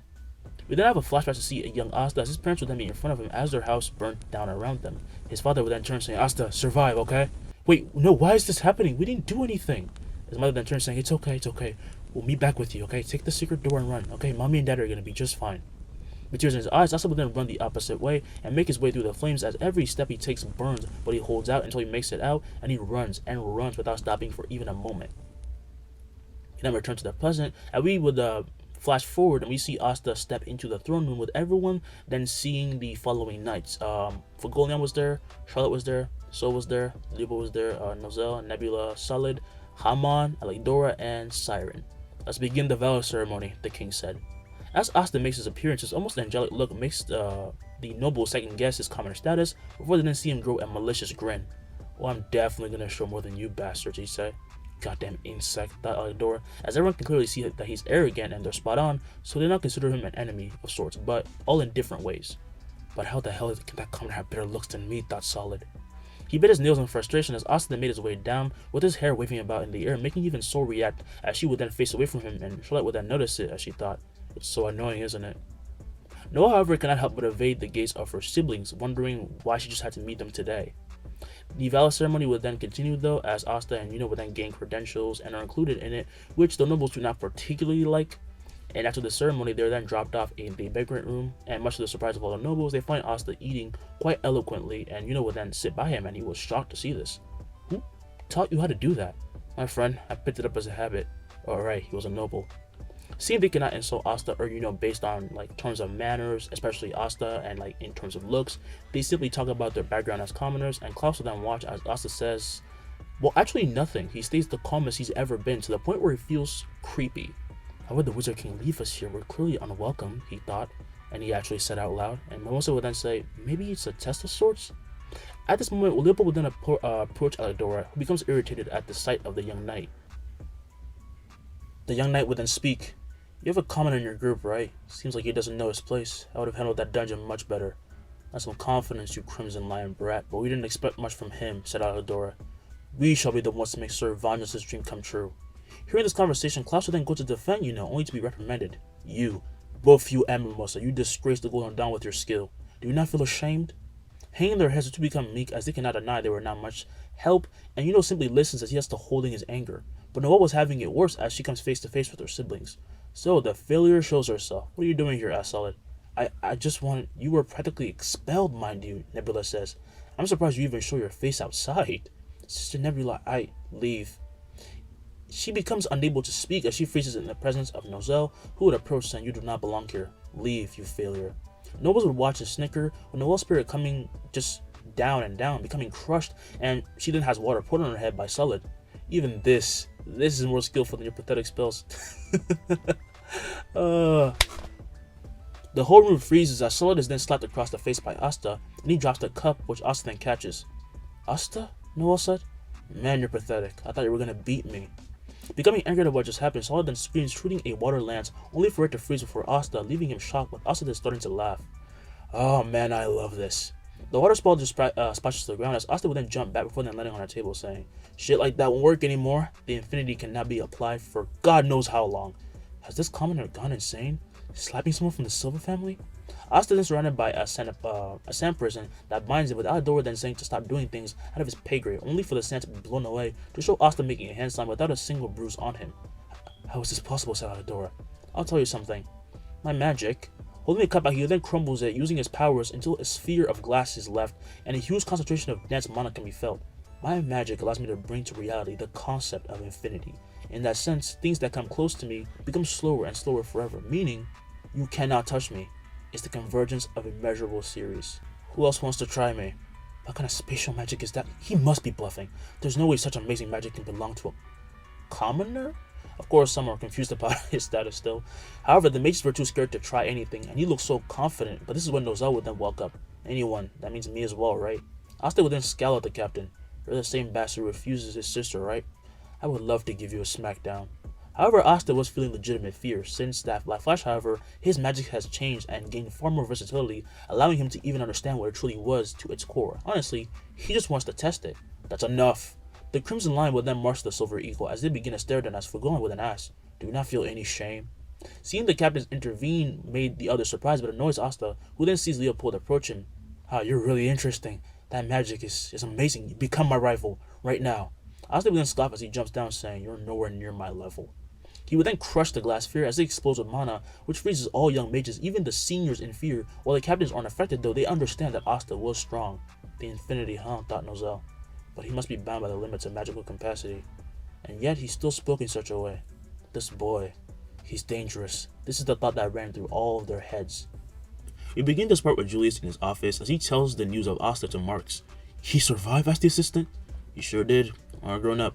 Well, we must do something. Does he still not retain his noble status? Julius would shake his head, saying his family gained the noble status by working as magic knights, so they're not genuine ones. If they officially made him a successor of sorts, it would have counted, but he'll have to regain it. Well, is he strong? Asked Marks. Julius would then smile, saying, yep, strong as it can be. From behind them and outside in the kingdom, however, detonates an explosion as they instantly look outside, with Marston using his magic to show the streets filled with undead, and from outside the kingdom would be a horde of grade 2 beasts approaching. This is a coup, sir, he'd say. Meanwhile, in the banquet room, as they are told of the attack and notice it, Asta would instantly run to the windows. Wait, what are you doing? Asked Klaus. Actually, why am I trying to stop you? You're not gonna listen. Asta would laugh, saying, so, you're finally learning. He would then leap off the building and glide down, with Leopold then gaining a smirk. I will prove to you that I am worthy common. No, Asta, wait for me. He would run past the guard that warned them as he would then head outside, and Sol would then ask, men are really dumb, aren't they, big sis? Yes, they are, said the Rose Captain. Also, call me Captain. Sorry, big sis. The Blue Rose Captain would simply give up and say that they should organize themselves quickly. While Asta is a different case, said Fogolian, Leopold is on my squad, so I shall reprimand him later. I'm sure Yami won't really care what that child does, however. Yeah, he's not wrong, Noelle thought.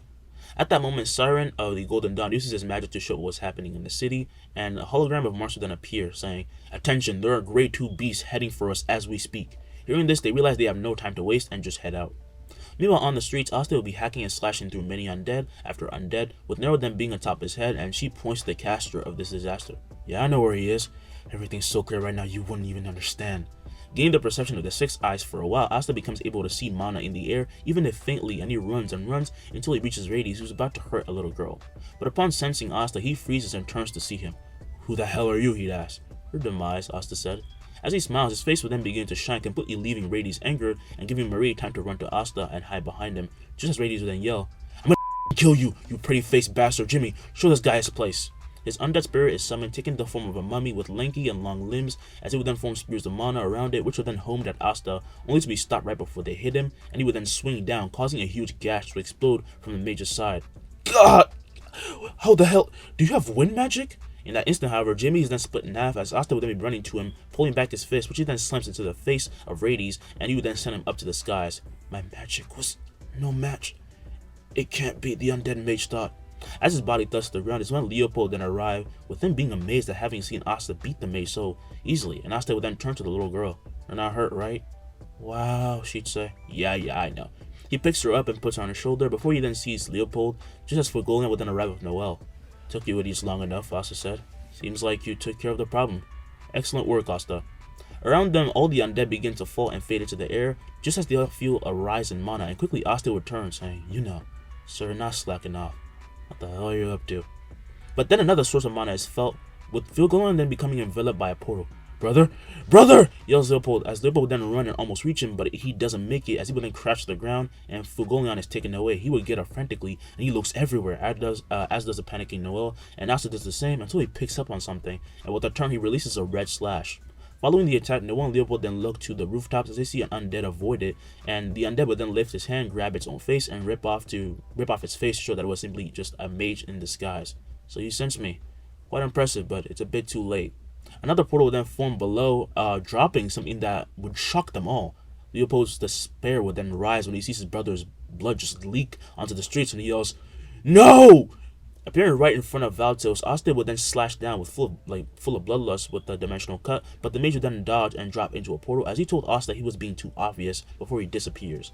Asta regains balance and quickly looks down, seeing Leopold and Noelle trying to stop the captain's bleeding, but then a portal forms below Rades.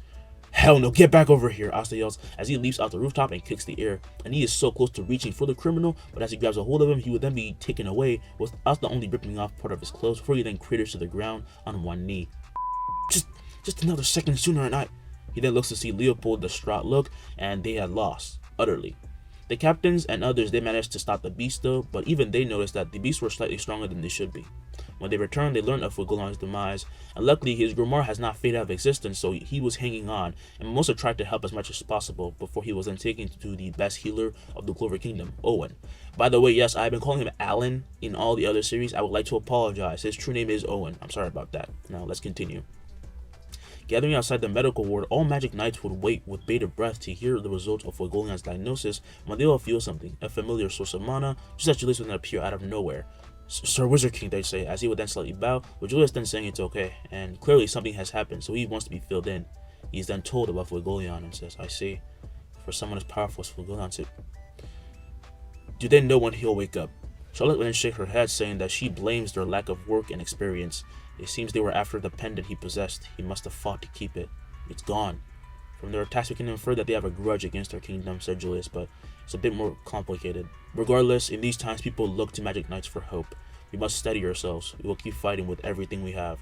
Hearing this, Asta would then start to leave, when Leopold would then say to wait, and Asta would then turn as he would then light his thumb ablaze before then burning a mark into his forehead. And Leopold said, I shall become strong enough to beat you. This is my oath. I will not lose any longer. Good for you. I ain't losing to someone like you. What's that supposed to mean? Leopold would shout. It means I'm amazing. Leopold would then fire back, saying that he'll become even more amazing, and their back and forth begins as everyone laughs, and Noelle would then begin to leave the scene with a much more serious expression. This is a funny show of skill. Never allow this to happen again. Never, he thought to himself. His old memories of his rival re-enter his mind, and he burns with a passion and ambition, and the same ambition that was shared by all of those who knew Fugolion for so long, and Noelle, who had been inspired by him on the battlefield. Asta, however, simply makes this more personal to himself since he wasn't able to save someone, but this is not some intrinsic motivation. It just means he wasn't strong enough, period, and that pisses him off. Finding Charmy along the way, he and Noelle would then start heading back home as Asta would be checking his grimoire, and Noelle would then ask, how did you even get to the capital, Charmy-senpai? Like this, she would say as she jumps into a bundle of cotton, which compresses her to a small shape, leaving Noelle impressed because her magic is actually very fantastic and very useful. This is when the voice of the Golden Dawn is heard, as Noelle and Charmy would then turn to see Klaus, Mimosa, and Yuno, but Asta keeps his eyes glued to his grimoire. You think he's too sad to notice? Mimosa asks.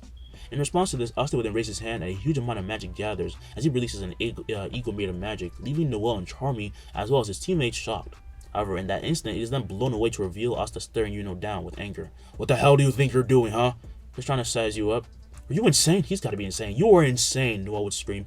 Meanwhile, Charmy finds herself enamored by the meeting of the two princes, and Yuno would then say, I'm gonna get stronger than that, just watch me.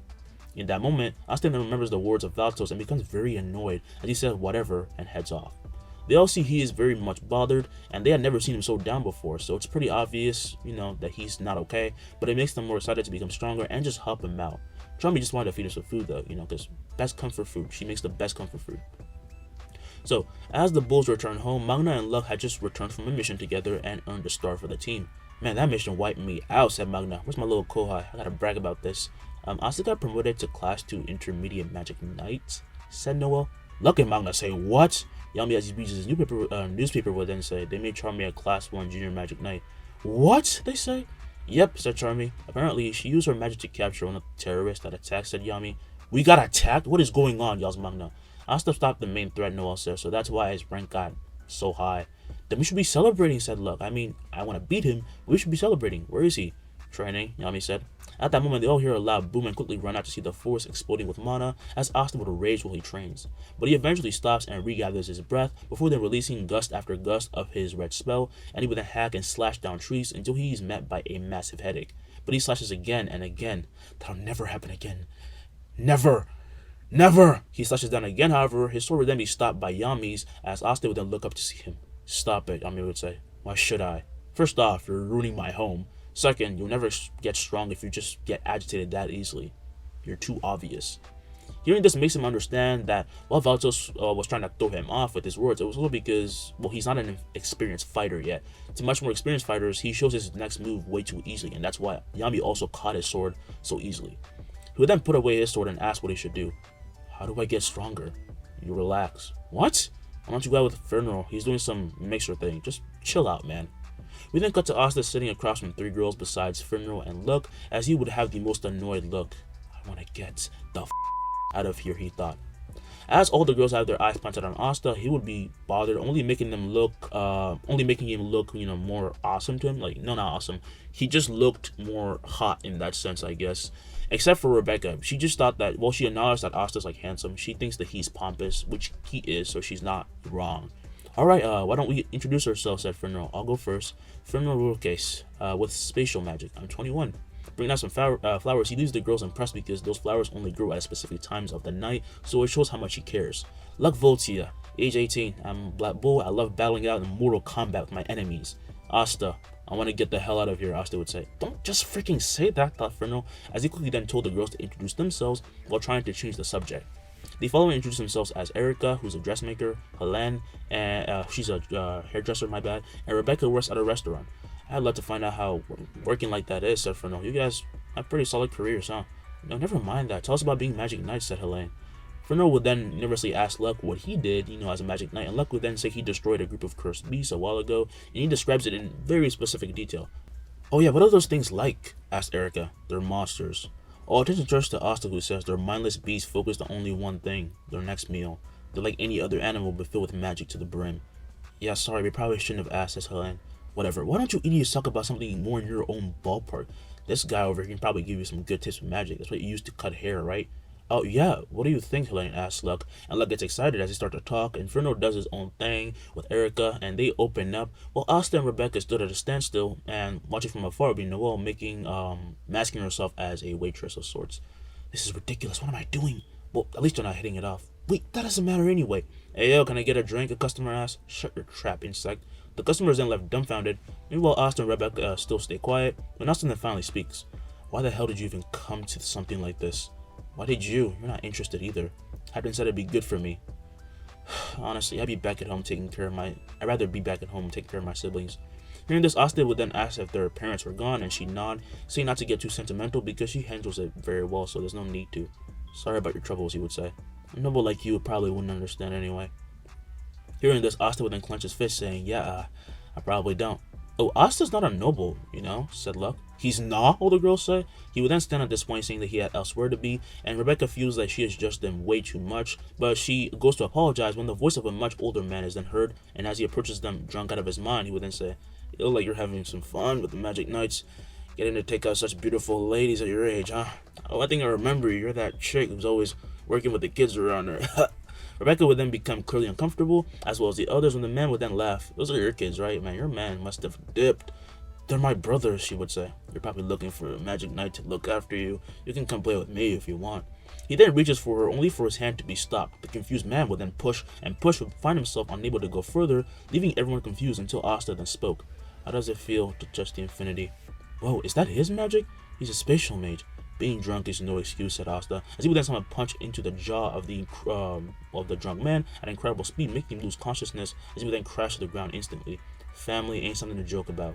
Got it.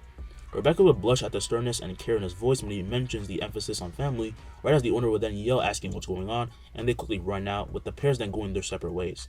Asta and Rebecca end up in an alleyway, and Noelle would then use his chance to quit and run away so she can follow them. Thanks a lot, said Rebecca. It's nothing much. You just like that pissed me off. What about your family then? All gone. I'm sorry, Rebecca would say. Don't be. But to make up for that previous disaster, I'm taking you home. Nothing more, got it? He then walks ahead, saying to follow along, and she would asking if he's trying to be nice, but Asta says hell no, making her laugh. As the sun begins to set, Asta was still at her house near the orphanage while being bothered by the vermin, as he described it, or in my words, kids. I would also describe them as vermins, but you get the point. Do you idiots ever get tired or not? Asked Asta. As they ran around him saying to do some tricks, he yelled that he wasn't a freaking show. Just one of them would then jump and latch onto his arm. And seeing this, Asta easily lifts him up, saying, what the hell are you doing? Wow. As her eyes are filled with admiration, the little boy says that he's strong, to which he says of course he is, saying this much is literally nothing. Truth be told, he hasn't ever interacted with kids at all, so he's not used to the little vermins, but he was starting to warm up to them, and they were also very blunt, so he liked that. He would then end up lifting one of them and spinning him around, with Sister Teresa coming out to see this, and Marie would be asking for her turn next. Putting down the other kids, Asta would then go to pick her up when he sensed something and turns, stopping a mirror ray right in the tracks with his infinity. Everyone is left startled by this, as Asta would then click his tongue at the murderous Gojo. "What the hell do you think you're doing, huh?" asked Gojo. "Who the hell do you think you're talking to, huh?" said Asta. The two begin to stare down, and it's as if lightning struck between them, and their animosity towards each other would grow and grow, until Marie yells for Gojo to stop because she's going to marry Asta. This would make Sister Rita and Rebecca laugh and break Gojo, who only gets worse. "So you've chosen death. I see," said Gojo. "Having you as a kohai was fun while it lasted." Teresa, however, then says enough, stepping in and saying these kids need to go back anyway. "What are you on about? Me and Marie have a play date." "Yeah, as if I let her stay with you and around you. You don't even know how to treat your own teammates properly, and that mouth of yours is just so vulgar," she'd say. "Off. My point exactly. Come on, kids." As the kids follow her, Marie would then wave goodbye to Asta and Gojo, and Asta would then wave back before them thinking, "How the hell is this supposed to help me?" He then sees Gojo walk off, saying this isn't over, and he only smirks, inviting him to try something, and only making their scuffle worse. After this, Rebecca would then ask if he would like to stay at their home, and he would say sure because he was feeling lazy, so why not? And as night fell, Asta was sleeping when his eyes then flared, warning him of an incoming attack, and he would then instantly sit up. From outside, an explosion then goes off, and Gojo is thrown out of the room and through a wall before Asta then lands in front of him. "So, you've chosen death, senpai. You never should have gotten close to What the snow?" Gojo would say. Both the knights then stop in their tracks, sensing the snow was all magic, and out then come parents and guardians mumbling about their children being gone, and a panic starts to ensue, with Gojo then wondering if Marie got caught up in this.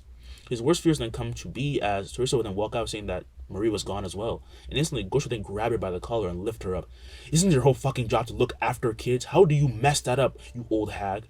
Asta at this point wouldn't even be focused on that though, because he's well aware that Teresa is a strong mage. He can see it with his 6 eyes, and instead his eyes focus on the signature of these kids, and he actually finds them. But the the vision actually stays constant this time. It does not fade away. "What is this? Does this have to do with the eye thing in my grimoire?" he thought. But he disregards this for now and asks for a boom because he found where the kids are. Gojo gets far more serious, asking where.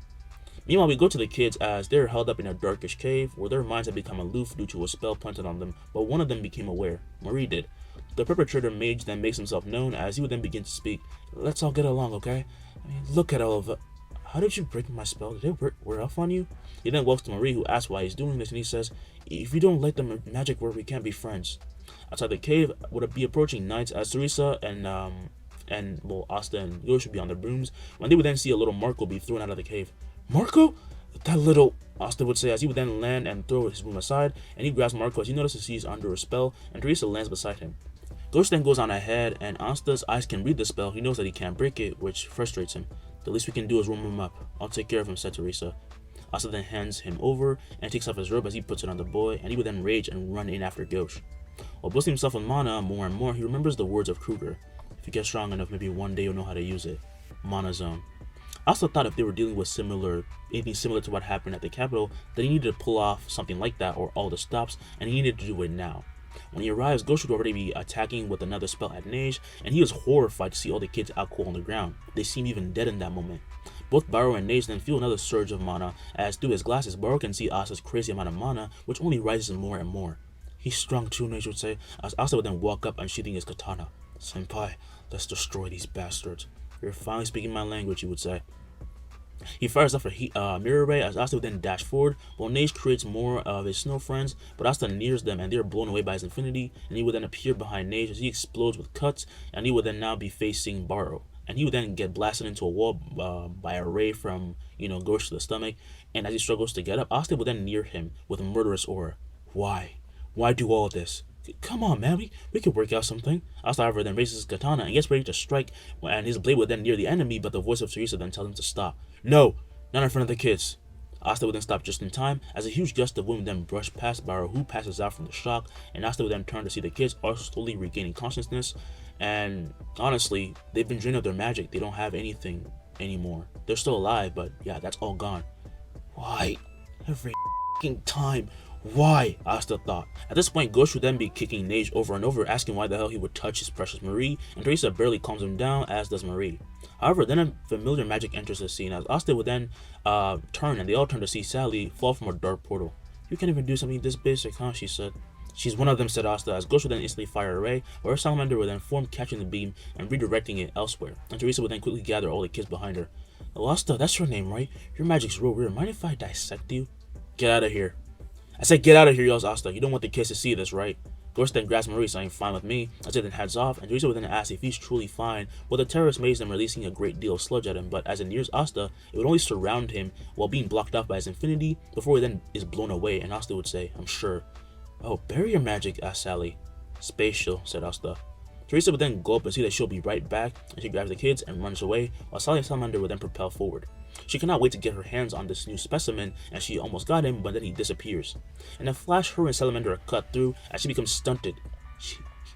He can cut through space? Her Salamander is then blown away by Asta's red spell, before she's then grabbed from behind, and she's then grabbed by the throat and slammed to the ground by Asta, who puts the tip of his sword at her forehead. Who do you work for? Oh, you shouldn't take things a little too. Who do you work for? Tell me now. His grip intensifies with the rage becoming more and more overwhelming, and he is so close to killing her, only to be blown away as he's blinded by a flashing light. He slams into a wall of the cave as he will then spew blood. Who did that? Who the hell did that? As he falls to his knees, he will then quickly, try to look ahead, and he will then hold out his sword, and his blurred vision from the attack will then start to settle when he then sees Licht and Valtos arrive. Picking up his comrade, the man will then cry. That's a Forley just like you knew, Asta thought. She said she was going to one of the labs, said Valtos, so I sent her, but I never thought this would happen. Licht, however, says it is not his fault or Sally's as he begins to heal her. You impertinent human, how dare you hurt my dear Sally? Asta, however, smiles. Yeah, whatever. You're the leader, right? You gotta be. I'm gonna kill you right here and make up for my failure before, and then I'll kill that spatial guy too. Licht becomes furious as he hands Sally to Valtos, and around him will then appear many light spears, so many that they could light up the dark cave, leaving Asta petrified by the amount of mana that was being gathered. I don't think you understand what's going on. This isn't a fight. This is an execution, said Licht. Barrage after barrage of spears then go for Asta, who barely deflects them, while also using his infinity to keep them at bay. This guy's on a whole other level, even past Kruger. But maybe if I land it. However, he will then be pierced in the stomach as he spews blood, and in that moment, he is riddled with attack after attack, and all while he tries to hold onto his sword. But then when the barrage ends, he will then fall, letting go of his weapon, as his Grimoire will then fall to the ground as well. To think he could have beaten you. What a fool, said Valtos. Shall we return, Master Licht? He then nods and turns, but another mage will then enter the scene, and this mage will be Yami, who says, Hey kid, I heard you were... His eyes look to Asta and his Grimoire fading in and out of existence. He is stunted, so much so that he drops his cigarette, not believing what he saw. Hey kid. Kid. He kneels to the young boy, and the light spears would then, shatter away and fade away from his body, showing he had been completely ruined. His entire body was riddled with holes, his bones were broken, he took one blow to the head, his brain was hit, and his heart was probably too, and yet Yami still heard a faint breath, which made him a little bit, more hopeful. And Licht would then ask, was he one of yours? Yami would then stand and activate his Grimoire. I'm gonna kill you. I'd love to see you try, human, he would say. As he runs, Fernal would then also run in, about to say hi to Asta, when he then sees his body. Huh? Asta! Captain, I'm taking him back. Grabbing Asta, he then grabs him, and they run back through the portal. He runs back through the portal, while he also takes his Grimoire with him, and he ends up in the village where everyone then sees the young Asta, and that includes Noelle and Rebecca. They are frozen when Fernal would then yell, Noelle, I'm taking him to Owen. You want to come? She quickly runs over and makes she goes into the portal while holding up Asta, and she would then say, Asta, wake up. This is some kind of joke, right? Please don't go. Asta remains unresponsive, however, and his blood still resides to the now cold hard ground, free from the snow spell. That young boy, is he gonna be okay? Are you kidding? Did you see his state? Just what is the kingdom up against? Rebecca would then hold her mouth shut as tears begin to fall, and none can be more hurt than the captain who recruited the child, as he would be facing off against Licht's light whips, but he deflects them all and releases his own dark slashes. Do you feel anger, human? Do you feel pain? Then it's about time, said Licht. Yami would then grit his teeth, and his muscles would then tense up as he says, Dark magic. I'm gonna surpass my limits. He slashes now, forming a black hole that absorbs his magic, Licht's magic, before he then releases a dark slash so powerful that Licht's torso will then be hit, and he bursts with huge amounts of blood. How dare you? How dare you hurt my men? You hurt my brat. You're gonna die over 1,000,000 times, I swear to God, said Yami. Master Licht, Valtos would shout, but Licht would then say it's fine, as his body begins to heal. Hurt? That boy is dead. Perhaps you're a bit too delirious, said Licht. No matter what you say, I'm gonna be hoping that boy gets back up and surpasses his limits and beats your ass. He's a sore loser, you see, so I'm gonna bet all my hopes on that. Asta will live. That boy in question then lies in the medical ward, as he's being not treated by Owen but by some healers, and Gojo would now be present with Noelle and Fernal. When did it happen? Who did this? Asked Gojo. Some guy with the 4-leaf, said Fernal. This isn't my fault. We should have gotten there sooner. What the hell was I doing? We're doing our best, but he's been hit on every vital point, says the healers. Well, where's Sir Owen? Asked Noelle. He's out with the Wizard King. I'm sorry. Stop saying that. Stop saying you're sorry. Asta, wake up. Please, please. Asta. Gojo at this point then asked Fernro to send him back. I need to go help. You said he had light magic, right? Fernro with a nod saying, you're gonna need a pretty big mirror. He then opens up a portal, and Gojo then run through as he arrives. Lick would then be casting his judgment ray, but lifting his hair out of the way. Gojo would then show his glass eye, and he forms a gigantic mirror. And in that moment, the attack then reflects back, enveloping and sending the terrorist flying as he burns up in his own attack. Thanks for the assist, said Yami. Anytime, but that took a lot out of me, said Gojo. Yami, however, says he'd done enough, and he would then finish up this piece of shit. He would then approach, swinging his blade to the side and charging it up with magic, but above Lake would then appear a portal. Quickly, Yami would then move, but in an instant, Raya would then appear in front of the knight, who would then swing, as Raya would then barely avoid it, and Gojo and Yami see two other people appear, as Lake would then become covered in a cloak of fire, that began to heal him. Raya, as he backs away, however, has a delayed cut, then reaches his shoulder and starts to bleed, so using Lake's magic that he copied, he healed himself. Gojo would say, how could he? This doesn't even make sense. How dare you lay a hand on my friend, said Veto. We will destroy those who have hurt you entirely, said Fauna. Yami's rage would only rise even more. Lay a hand. Lay a hand. He thinks back to Asta, and he says that they're all dying today no matter what. And the only way that they're going to get out is that they kill him, which is not going to happen right now. And Raya would then copy his magic and release a dark slash. And Yami would then push past it. And Veto would then attack with his bear claw spell. And he reads Yami's ki completely and his intent as he would break his katana. These guys, they're too strong, Yami thought. He then comes back to Gojo and starts shielding them because they might go after him, and he creates a dark sword, from his magic. As Fauna would then release a gigantic flame ball, and Yami would smile, like just saying he was gonna rip that thing to pieces. However, much like how Lick had reinforcements now, the attack of Fauna is then blown away by the Magic Knight captains, who arrive by portal and land in front of Yami. Man, I don't think I've ever seen you this pissed off before, said Jack. Charlotte, despite keeping her story demeanor, would cry for Yami, who was surprised, and she seemed ready to get revenge for him. She was very sad that she didn't make it back in time. Focus, foreigner. That anger will lead you to loss. The child would be disappointed, said Noelle. So now you act like a decent human being, said Yami. More of you, said Raya. Sorry for dragging you into this, said Lick. Raya would only say that it only makes it more annoying when he tries to bear everything. The two sides then prepare for battle, and Ghost would only be thinking, who are these new guys? But at that very moment, it's as if the world itself was warning them not to even take a step. A ridiculous presence appears right between them, and they all jump back. The presence would be a man. No. A little boy with white hair, and the Clover mages realized who this little boy was, while the third eye were confused. But Lick was shocked. How are you alive?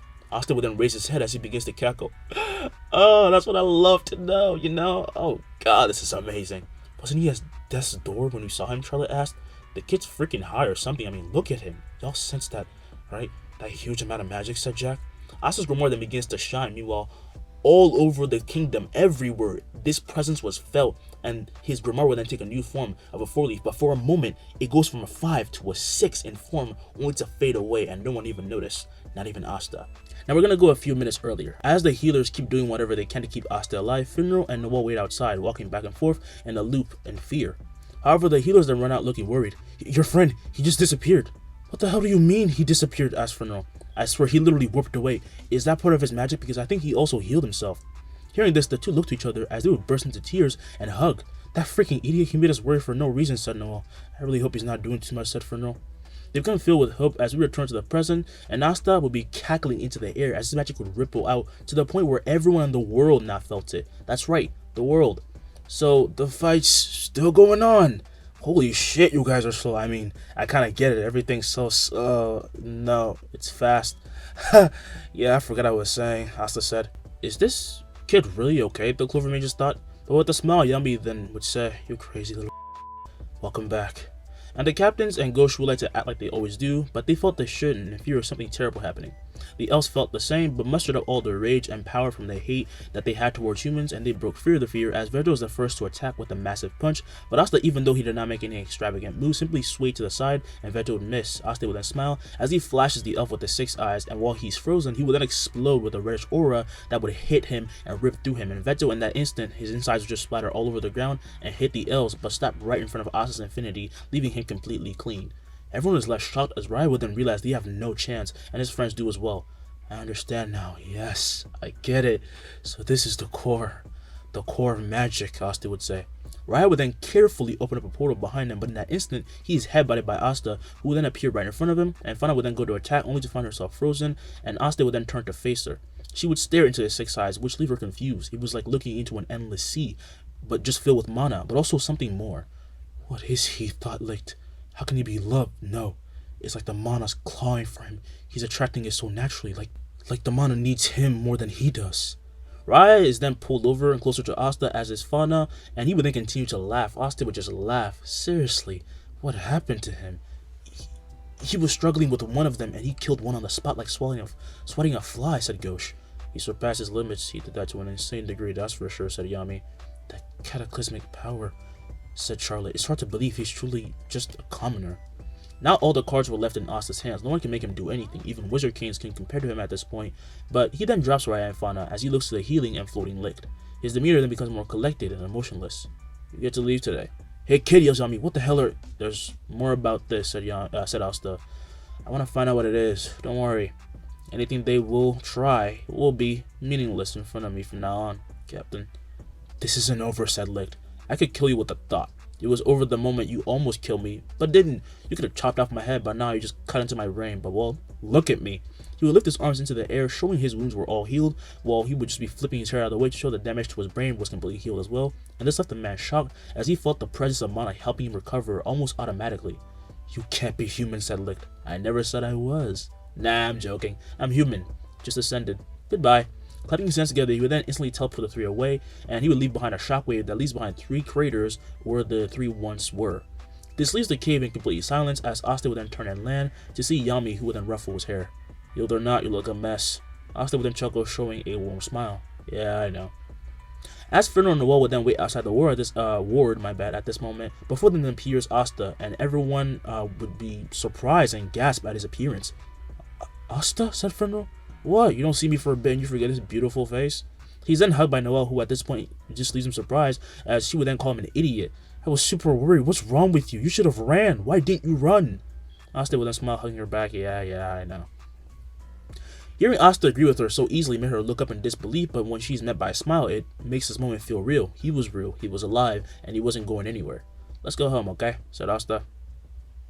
We then fade to black, and a day later, we find Asta sitting in front of everyone who'll be staring him down. How could you go and almost die, said Charmy as she pounced on Asta and began to hit him all over, even though his infinity kept stopping her. Seriously, you have to be more careful, said Vanessa. It's a miracle you're still okay. Again, it's not a miracle. I am awesome. Charmy then stops trying to hit him, and she be tired as she says that barrier is annoying, to which Asta gives a cheeky smile to, which blinds Charmy as she falls over due to overexposure, I guess. Ooh, you even shine brighter, said Love. Shine? Well, whatever, said Asta. By the way, Gray, are you gonna leave that ridiculous form or not? I can see you crying. As they all look to Gray confused, she's unmoving as usual, and Asta would then sigh as he then stares her down, and instantly Gray would then lose her big form with a giant cloud of smoke blinding everyone.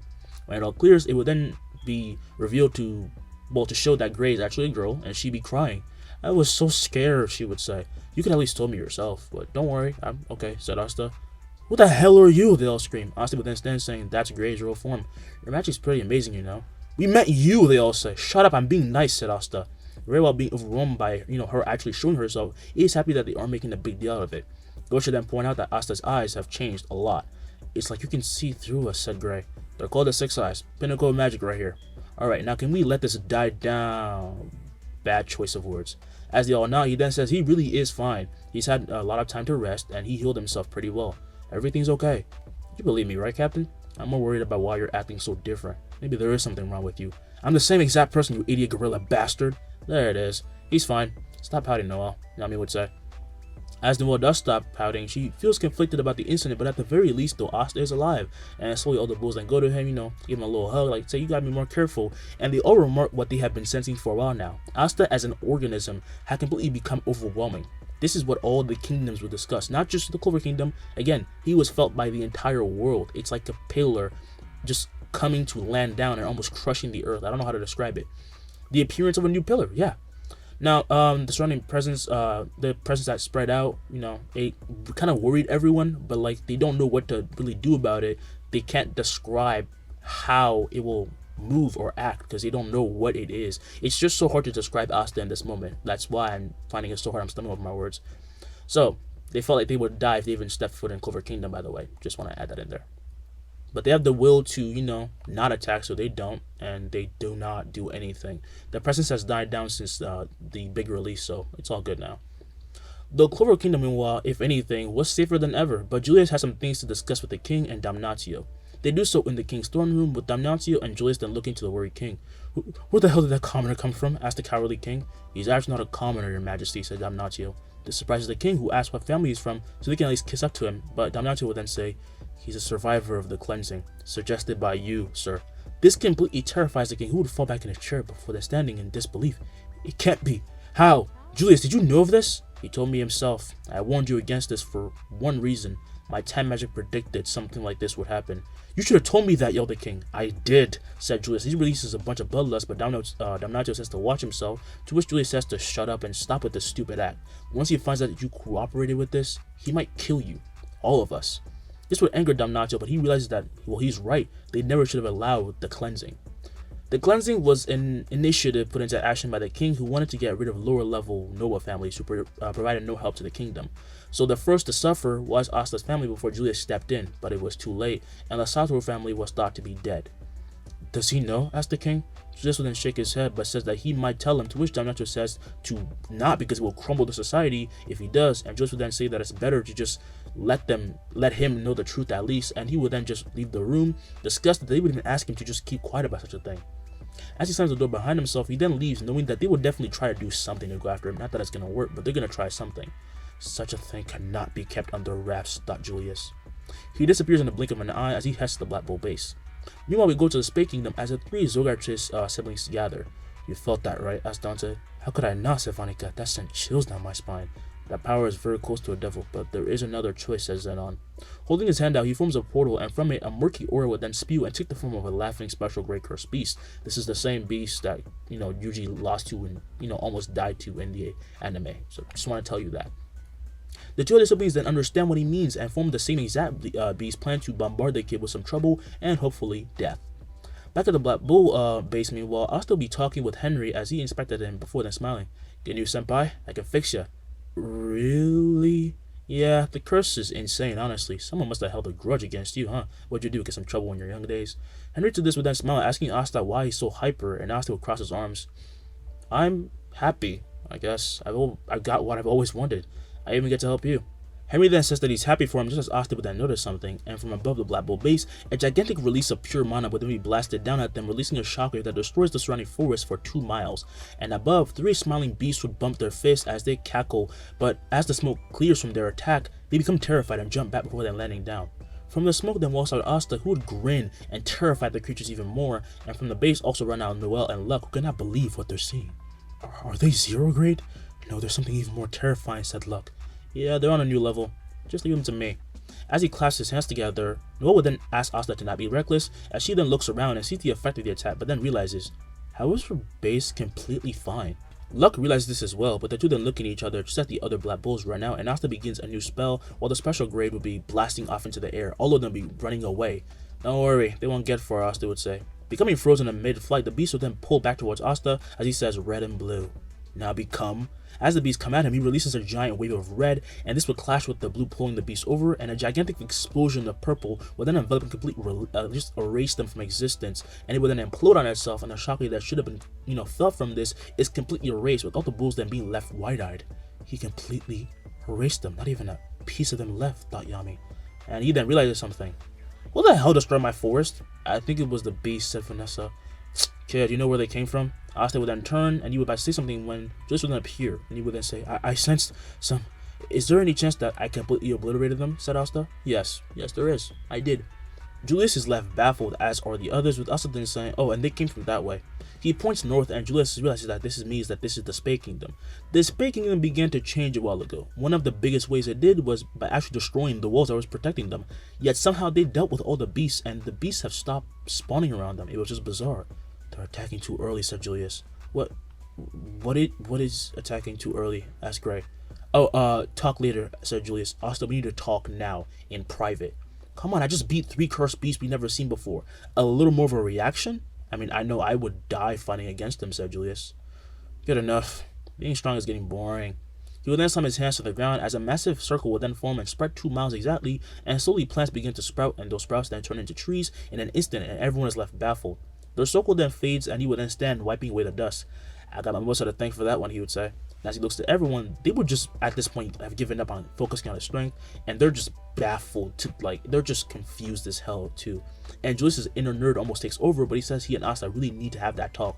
Alright, all of you go inside and chill the hell out, Sayami. You like you're about to lose your minds or something. Can you blame us though, Sarikosh?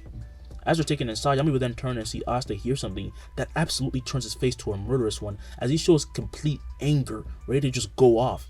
What the hell did you tell him, thought Yami. Asta meanwhile would manage to calm down, saying, "Thank you for telling me. I don't deserve anything." "No, it's fine. That little shit," Asta would say. As he is now, Asta could destroy the entire kingdom, and Julius knew this. He thought that this was going to happen, honestly. I made a crazy leap in faith, but I chose right, he thought. Asta would then calm down and begin to think as his brain would process everything, and the only choice he's left with is the one that he hates. He can't attack the king. Killing him, though it would help a lot because he's a stupid king, would destroy the system already in place. They need a sort of pillar, even if he's a stupid pillar. Putting his hands in his pockets, he then turns, saying, "You should be on guard. Nobles can be real nasty. I'm well aware, and thank you for holding back," Julius would say. "I know that we don't deserve it." This would make the kid smile. He says that he really is the Wizard King, and he would then head, into the bull. As Julius would then look off to where Asta pointed, and he flies up, wondering if there's by any chance anything that happened to their wall of Voltu. With this, a day passes. The next day, Asta will be walking down to the castle basement while being accompanied by Marks, who would say, "I want to apologize on behalf of the Night Order. Don't mention it. Seriously, it's hard enough with everything that happened." "Right, but can I ask, why are you wearing glasses?" Asta lets down these black glasses he got from the black market and shows his glimmering 6 eyes. "If I don't cover these, I'm gonna go insane," he'd say. Mark, seeing even a glimpse of these eyes, senses unimaginable power from them as Asta then puts the glasses back on, saying that these glasses have the ability to help him slightly block off the effects of the 6 eyes. 6 eyes? What effects, Mark thought. Trying to stay focused, however, he then leads him down into the basement as they then open the door to see Julius and the other captains alongside the restrained prisoners. Instantly, the captains, other than Rose, Jack, Yami, or Noelle, feel the immense change in the boy, but find it hard to even describe. Dorothy, who was usually asleep, would then wake up as Asta walks past them all, and he looks to the prisoners. "That mana is incredible. He's like a walking disaster trying to hold itself back," thought Dorothy. "Finally decided to stop being a lazy ass, huh? Welcome to the real world, Captain Dorothy," said Asta. Yeah, thank you." Asta would then say not to be so tense, however, and with the snap of his finger, he would make the spell locking the prisoner's brains show itself without Julius even needing to explain anything. And the king is fascinated as Asta would then destroy the spell by using a purple spell. "Okay, done. I gotta leave. Toodles." In the blink of an eye, he warps off as Dorothy would then ask what happened to him. "It's like staring down a monster," said Dill. "I wonder how it would draw that." "You finally talked for once. You must be real surprised," said Yami, as Dorothy would then say that she just felt a disturbance in the air, and rightfully so. "We will discuss this later," said Julius. Asta, meanwhile, after warping, appears in the streets of the Clover Kingdom, but more importantly, he appears near the orphanage. He starts to walk as he looks around and notices people are actually looking at him as if he were a ghost. He can't blame them, but right now he was going to visit someone. He soon comes to a stop and sees Rebecca walk out of her house with her brothers, and as she and her brothers see him, the kids will then tear up and run and hug his legs. "You're okay. You idiot, we thought you died. Why didn't you come back?" "Hey, in my defense, I thought I was done for." "So, how's my favorite redhead?" said Asta. As she wipes her tears, she then asks, "How many redheads do you know?" "Oh, like 2 if you..." Before he can even finish his words, however, Rebecca would then run and hug him as she says that she's happy that he's alive, and Asta would then say it's not like he was going down that easily. The town would gather to see the one who saved their kids alive, well, in contrast to how badly he was messed up last time, and they thank him, bow, all of that, because he really did help them. And after meeting up, Asta and Rebecca then start to take a walk about through the city and just talk, but Rebecca would then remark, "Yeah, everyone's looking at you. Can you blame them? I mean, look at me," he'd say, as Rebecca then pinches him on the arm, saying that he's being arrogant, still as arrogant as before. Getting close in, he then makes her blush, and he asks if she really wants him to stop, and she's left flustered, making him laugh, while Rebecca says it's not funny. "I don't know how you brushed it off so easily. When I saw you, I couldn't believe it." "Sorry, I probably should have gotten out of there. I just couldn't help myself. So, to make it up to you, once again, we're gonna have a little fun. What do you say?" With a smile, she would then nod and ask us to follow him as they run off to have some fun, like a little play date, like a real date. Night would then soon fall as Asta is then brought before Julius by Yami for a mission. Asta would take off his glasses. "Is this really a good idea?" "Well, you're gonna be there, so it's fine," said Julius. Asta says that while he is glad Julius is relying on him, someone like me getting involved might make things a bit complicated. "Okay, you two have to tell me what happened. What the hell did you talk about?" asked Yami. Julius then looks to Asta, who gives a thumbs up before Julius then looks to Yami. "Asta is a noble from Fallen House." "Well, that's not a big deal," said Yami. Julius says the reason why it fell is why it's such a big deal, but as he goes to say, Asta would then say that he'll tell him that part, and he then puts on his glasses. We'll take the mission. Don't worry. Yeah, I'll tell him myself. Julius then says alright and sends them out, and as they walk the halls, they walk past Damnatio, who sneaks a peek at Asta's eyes, only to feel a huge pressure almost make him trip forward, and he quickly looks forward, just trying to go about his way, you know? And he thought that kind of power shouldn't belong to a human. As Asta and Yami continue on their walk, he would then say the reason he lost his family to Yami, which disgusts the captain, and he would take a puff from his cigarette to calm down. If Julius was a wizard king, I don't think I could ever stand this kingdom. I know what you mean, but what happened, said Asta. Yami then looks to Asta, not knowing what he can say to comfort him, so he says that hopefully one day everything will be solved, but Asta says that it's fine. That's what I have you guys for. We then fade to black. We continue the next day as the Black Bulls leap onto the beach in swimwear, whatever they're wearing, and Asta would yell, let's have some fun, and they start messing about. With Fernando going to pick up some girls, he would have asked for Grey to help out, but knowing that she's a girl, now he can't do that. Vanessa will rest under an umbrella from the sun as Magna, Luck, and Asta will begin to roughhouse, I guess, or Tommy will trying to split a watermelon. Gojo, meanwhile, will just keep looking at pictures of Marie, and Noelle and Green are coming to actually sit by Vanessa. Gordon is then told by Asta to join in because even though he's a bit taken off guard by all the fun going on, he gotta join in sometimes, Hey, what's wrong? You guys look so down, Vanessa says to Noelle and Grey. I can't look like someone else because Asta cancels out my magic, so I'm just gonna stay here, said Grey. Vanessa understands since Asta's eyes have the effect to apparently just kind of mess up her magic as she feels nervous under its pressure, but then she asks Noelle why she's here. Noelle would then say, he's changed so much after the accident, I don't know if we can talk like we used to. Vanessa, however, would then sit up and tell her that Asta is still the same underneath. I mean, look at him over there. She looks to Asta, and while he was now more comfortable with messing around, he was also less, rude about it, And he had the same rowdy personality, but he was just the same. And getting a bit of courage, Noelle would then run forward, yelling for him.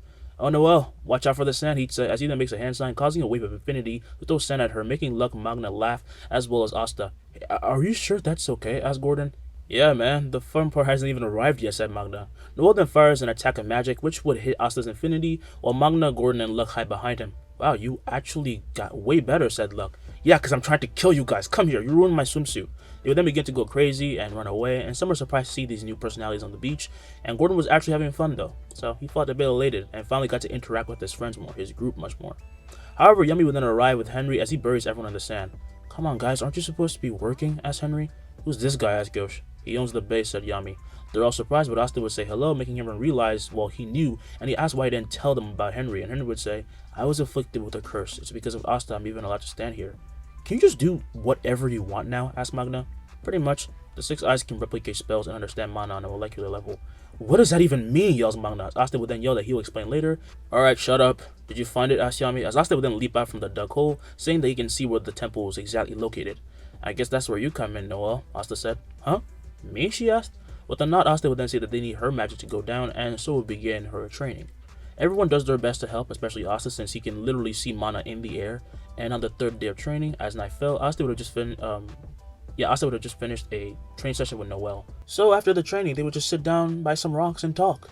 It's like if a fish realized that he was always surrounded by a mass that we could touch, said Asta. It's there and everywhere, but we just can't make contact like fishes do with the sea. It's so hard to describe, Then what does mana look like? Asked Noelle.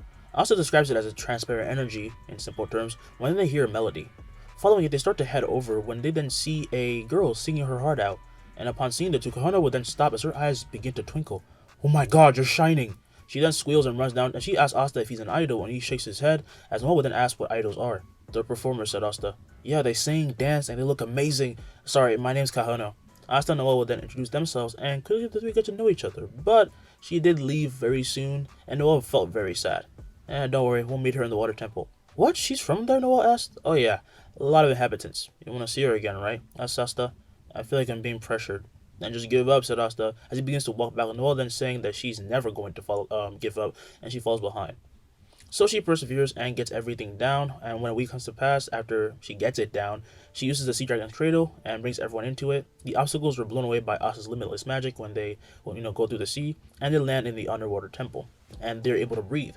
They then walk about in the main area of the underwater town when they come to be met by citizens, but many of them give a holier-than-thou treatment to Asta, which is understandable because even when he tries to suppress it, there was a certain aura just coming off of him saying that he was just different, you know? Slightly pulling down his glasses, Asta would then flash his 6 eyes. He then asks, can you direct us to the priest, please? They instantly all line up and point to where he is, and they would then make way with the bulls and starting to walk up some stairs soon. Damn, Asta, you're like a VIP pass at Magna. Asta says they're welcome, and they keep walking until they reach the giant gate, but it opens on its own to show the Grand Priest and his temple knights all lined up, and upon meeting the bulls, and more specifically Asta, they feel as though he can see through them, like he's looking into their soul. Welcome to my hubbo, said the Grand Priest. Hey Kahono, said Asta, with the girl then being surprised as she would then, take off her mask, and Noelle was surprised to see Kahono, as she would then ask, so, those eyes can just see everything, huh? Yep, said Asta. This guy, it's definitely him. He's dangerous, thought the Hammerhead Priest. Whatever, can we ask some questions? Asked Magna as he scowled like a delinquent, making the priest wonder if they were being questioned or being threatened. The priest said that he knew why they were here, but said before they could get the magic stones, they had to fight for it, and fight with his men. While they would have been averse to this before, all the bulls say that they will. If you don't mind, Asta, I don't want to keep falling behind, said Luck. With a smile, Asta says to go crazy, and Yami would then ask what this game even is, and with a smirk, the Grand Priest would then summon his Grimoire, as this is when everyone would then fall through the floor, the Black Bulls do, and the priest do, but beginning to float, Asta would then hold up Yami, who thanks him. Now, let's see how they do, shall we, said the priest as he teleported them elsewhere, and they came to land in a room with a table, seats, and monitors to watch everyone fight. The two bulls would then sit and simultaneously cross their legs and smirk. I'm betting whatever you use here as currency that your people get destroyed, said Yami. Same, said Asta. Well, what rank are they? Asked the priest. As Yami said that they were junior magic knights, the priest then looked to Asta. What do those eyes tell you, my boy? Hey, just watch. Their ranks just don't match their power, you know? Turning to look at the screen, the Grand Priest would then see that the Black Bulls destroyed the people they were put up against first, making his jaw drop. Inferno, meanwhile, would reflect his opponent's attack back to him, causing the priest to fall over, bloody from the back, and taking a deep breath, Inferno would then run off. I have to get stronger so nothing like that ever happens again. Never. Memories of Asta's near death would fill their minds, and everyone says that they're gonna, definitely get stronger. They're aware that Asta in his position is probably the strongest, like just in general right now. It's just hard to describe his existence, but that's why they need to surpass their limits and meet him at the top, even if only slightly, even though they know they're never going to. So they do. Luck and Magna actually beat the Hammerhead Priest together as Noelle and Kahono would fight, and Noelle wins. And they all win, even Inferno, who truly had to push himself, and he found a new way to use his magic better, instead of just teleporting, you know? After it all ends, the Hammerhead Priest lays against the wall bloody when he then feels a calming energy envelop him. Slowly his vision would then return to him, and he then hears a snap of a finger and comes to see Asta. Hey there, buddy.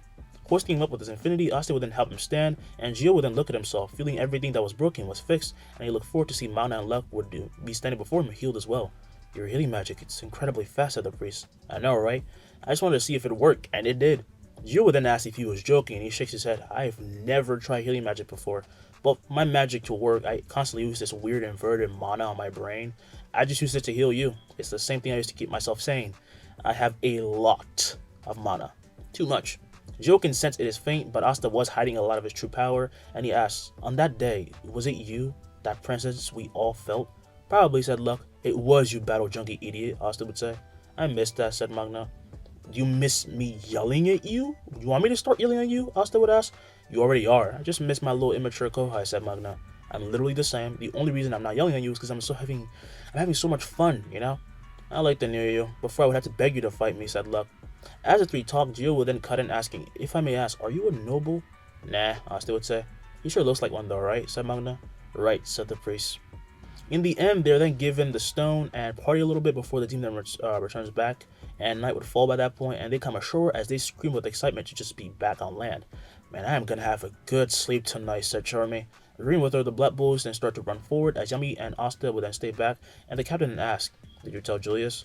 Nope, it's gonna be a big surprise, but I don't particularly like people attacking us from our home, so I'll bring the fight to them, and I'll add a little flair onto it. With a smirk, Yami then thought, yeah, this is gonna get ridiculous. So, let's begin this part with a skip to the very next day after the stone was retrieved, as the streets of the Chlor capital will be filled with commoners and nobles alike. What are we doing here today? I heard there was this big announcement that people be saying. People of the kingdom, welcome. Everyone then looks up and begins to cheer at the arrival of Julius, while his face would then be shown to all of them with marks of magic. I have indeed gathered all of you here because there is something I must tell you. You must have felt it. I know you have. That great presence that resides in our kingdom. Oh, he's going to talk about who's letting out all that mana? They all get excited to know who this person is because it's almost instinctive, but they felt a great presence marching in the streets, and it feels violent yet so calm, so they want to know if they might even be in danger of it. The screen would then switch to show a certain scene, that of a wandering white-haired boy through the barren lands past the walls, leaving everyone gasping. He's just gonna go out there? The screen, however, would then switch to show everyone Asta's face as they would all be starstruck, and clapping his hands together, he would then release a bountiful amount of mana. Bizarrely, everyone feels it, and they wonder if this is happening right now. This is live footage of Asta of the Black Bulls on his mission, said Julius. The pressure from his release past the walls can be felt from the kingdom, which leaves them all shocked, and this mana would then gather many beasts towards him as he actually would, march towards them. And standing in these barren lands, he then starts to stare down the horde of beasts of all categories, and even a giant one, causing him to smile. Time to try some new stuff. Limitless magic. His Grimoire would then fly before him to show a new spell. The book did not show it to him or give it to him this time, however. He made it himself. It was a representation of his very being. Right as the horde reaches him, a hellhound looking one will be the first to attack, only to just freeze midair. Ryoiki Tenkai. Murio Kusho. His mana would then spread, filling the sky and bare lands with stars and a void-like space, which would freeze every single beast in their path, right as Asta would then lunge forward, grabbing and ripping off the head of the hound before he then comes down with an axe kick to the giant cursed beast. It would be split in half, while many slashes of red would then crash down from above and rip through the beast, and with a giant smirk, he would just continue to rampage through them, leaving all those present completely silent. Trust me, I understand the feeling. You're watching a boy, rarely even a young man, decimate through a horde of great zero-cursed beasts, thought Julius. It's insane. The massacre would then soon come to a stop, however, as a giant dust cloud is then made out of it, and Asta would then walk out of it, dragging the giant head of a great zero-cursed beast, and it would be akin to a kind of cyclops. Clenching his fist, he then crushes the head to nothingness using his infinity, where he then turns to face the makeshift camera that he had recording him. He made it himself. By the way, I ain't doing this for you. I just want to loosen up a little bit. Take care of yourselves without me. He then crushes the camera, cutting out the recording, and everyone will be exploding into tears as they cannot believe what they were seeing. He was incredible, he was inconceivable, and he was on their side. Oh my god, no more walls. We'll finally be able to travel. We don't have to watch our backs anymore. We can live. Long live the Black Bulls. Long live Asta. They would then start to cheer his name, and Julius would then bow, saying that this does not mean that they should rest at all. This is our chance to make our kingdom better, to go after those terrorists who have attacked us. We have to honor the fight that young man is waging, even though it may not be to benefit us specifically. Yeah, he did seem kind of overly rambunctious. What do you expect? He's young, the people will be saying. But they all agree that they must make the kingdom better, making Julius then clear his throat, saying, Asta, believe it or not, is a commoner. They're all surprised to hear this as they start to mumble about it, and some try to even deny it, but Julius says no, he's not a noble. But after his achievements, he will undoubtedly be given the title of one. This has been approved by the king. From this day forth, one shall be given land and resources upon showing their worth. It's not just about being a noble, it's about being secure, and your fair king wishes to give you this chance. What do you say? They all scream in agreement because this means if they try hard enough, maybe they can have even better lives. And with this, Julius had done his job, and he and March then start heading back, and they tell everyone to get ready for the new future. As they head down a hall, March would then say, with this, Asta will not go on a rampage. He wouldn't regardless. I figured I'd be dead if he was committed to revenge to that point. He understood the power his strength holds, and now he can focus on the eye of the midnight sun. He would then walk to and enter his throne room, and we would see all the squads lined up at the side, and they would bow upon his arrival. He takes a seat in his throne, while March would then stand by his side. You can stand, said Julius. As they do, Charlotte would then ask, is it true that we know the location of the terrorists? Indeed, Asta has given me a location, the Grand Mana Zone of the Gravito Belt. Grand Mana Zone, it makes sense, said Noelle. Then what are we to do? Julius then says that they will be on the hunt for the stones that the other organization is after. And it's a good thing to have you back once again to help in your brother's absence, Meriliona. With a scoff, the Crimson Lioness would then say, no problem. Without that brat around, those bastards are going to try and move in on our turf. Raising his hand, however, language would then be called upon, as he then asks, what exactly does that Asta plan to do? Looking a bit nervous, Julius then said that Asta was going to seal all the cursed beasts, which left everyone stupefied. He found an actual method? Astil, that's awesome. Yes, it's a special type of barrier, but in holding back those beasts holds a condition. While it prevents any from leaving the barriers, it also allows us to enter them. So we must not approach them lest we get mauled to death, okay? With the gulp, they cannot believe what is really happening, and this is really happening.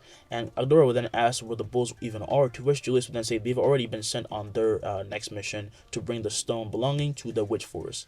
It's time for all of you to get to work as well. They all agree. Meanwhile, we then find the bulls heading to the witch's forest, while accompanied by Kruger, his wife Domina, and his student named Mariella, and she used to be part of the Diamond Kingdom, all that stuff. Now, as they fly to the forest, they come to see these giant black domes deep within the walls. So your student did all of that, dummy ass? Pretty amazing, huh, said Kruger. Yeah, it's still weird to say. I never thought that brat would pull out something like this. How did you even meet Asta? Asked Luck. One day I was just walking around, sensed some magic clashing, and found him about to be killed by a Grey 2. He was mad at me for saving him. Yeah, that sounds just like him. Well, it would, but now he's too strong, said Noelle. That's why you idiots gotta surpass your limits, Yami said. Yes, Captain, they'd say. Good. But, are you good? He looks to Vanessa, who looked a tad more serious, and said that she was fine. I had to always come back one day. I'm just glad it's with you guys.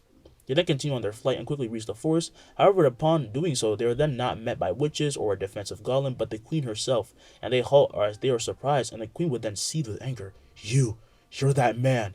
Oh, it's been a while, old hag, said Yami. As they get ready for a confrontation, we then go back to Asta, who enters the frozen grounds of the Spade Kingdom already, and yet, due to his infinity, he did not feel anything, and he had a big smile on his face. His smile will then grow when he senses the signature of many dark disciples coming his way. Aw, you guys are too kind. He dashes forward and appears right before the horde as he punches and forms incredibly dense red orbs, and the disciples are terrified to feel his power up close, right as they're ripped apart by the attacks and turned to nothing. Not even their ashes remain, while Asta will then walk forward, and he finds more of them coming, so with a snap of his finger he creates purple orbs and sends many more at them. Now this is what being strong is for, he'd think. The orbs then attack and shake the very kingdom even from where Asta is, and quickly the worried citizens then run into their homes, even at the risk of angering the dark disciples, who would fill the streets and kick their doors open, tell them to open up because it's time for their daily taxes, they're extorting them, the type of stuff. However, as one does so, he's then squashed to nothing and screams as all the others then turn to see Asta arrive, and a huge pressure that brings them down to their knees right before they are crushed by it, literally, and Asta would then fly into the air. Get the hell out here before I make you, he'd yell, as the screams would then shatter the mirrors and all the glass in the huge castle before him. A spatial portal is then created from behind, and he then turns to see Zenon, who enters his 80% state, and he then blitzes Asta and creates a spatial bone sword that he swings down that cuts through space, but upon it hitting the boy, he feels that the attack did not reach and sees that it did not. Asta does not look visibly, hurt at all. He then backs away, asking, how is this possible? Well, you didn't touch me. You touched her. Whoa! He then ducks, avoiding a giant steel lance from Vonica, who flies him with a barrage of many more of these lances, and Asta will then turn as he taps the tip of one as it reaches him, and it is crushed, and right as are the others, right as Vonica is then hit to the stomach by the infinity and sent flying into the castle. Anyway, what I was saying is, you touched my infinity, said Asta. My magic allows me to bring the concept of infinity into existence. You're not being stopped, you're just attacking forever. That's not even spatial magic, that's the power of a god, thought Zenon. Realizing he will never win this way, he then makes a deal with this devil, as he would then change an aura and intent, becoming more devilish, and Asta would then notice the change. You'd really sell your heart just to beat me? I'm flattered. The power of gravity then hits his infinity at this moment, with Dante then flying in with a smile. You're not human. I like it. Dante, you better use everything lest you wish to die, said Zenon. I possess the king of devils, said Dante. Don't compare me to you. But looking forward, he then saw Asta was gone, right as something then goes through his torso, and he looks down to see Asta holding out his heart from his body before he then crushes it, and as he spews blood, Dante would then explode to many pieces. As the blood splatters, however, Asta is not hit by any of it. Matter of fact, even just putting his hand through, Dante did not leave any blood on him because of infinity, and Asta would just clap his hands together, saying, "Oh, I think your sister's running away." With a scowl, the devil possessed and readies his magic. I never expected much from my family. This has only made it more obvious. Asta, while he does want to kill this guy, legitimately feels bad, and that doesn't mean that he wasn't going to take him out, but he just felt bad for him. But he had to take care of Vonica first and had to wait as he disappeared and appeared back. Okay, let's get to it. He just killed her like a chore, thought Zenon.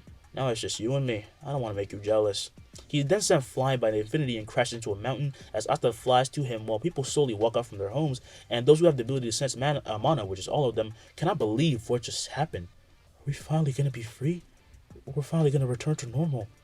As the two forces battled out near the snowy mountain, Sora Ralph would then watch from the outskirts of the kingdom, flabbergasted, but now he had a chance to leave, and quickly he then ran out while infusing himself with mana skin, when he then soon finds Asta's previous battlefield. All those dark disciples. God help us, he thought. He then continued on his way and returned to the, back to his journey towards the, Clover Kingdom. If you don't know who this guy is, he's the guy who tells Juno about his true self, his true past. Now we're going to return to the Witch's Forest, and an hour had passed, or elapsed, my bad, with Yami then clashing his sword against Fauna Salamander, and she creates and shoots a fireball to kill Yami, who knew he had to face this head on. I'm going to borrow a move from you real quick, Asta. As the fireball reaches him, he then holds up the sword and concentrates everything into it as he slashes down and surpasses his limits truly. Dark magic. Dimensional cut. Space itself is then cut and distorted in half as the fireball then disperses while Fauna is then reached and cleaved in half. She would then gush with blood and scream as she is split apart and feels even more rage, not being able to avenge her fallen brethren. I hate humans, I hate humans, I hate them, I hate them, I hate them, I hate them. She would then slowly die, with the battle then being over, and Yami would then sheath a sword and smile. Man, he is gonna hate me for that, but mine's cooler anyway.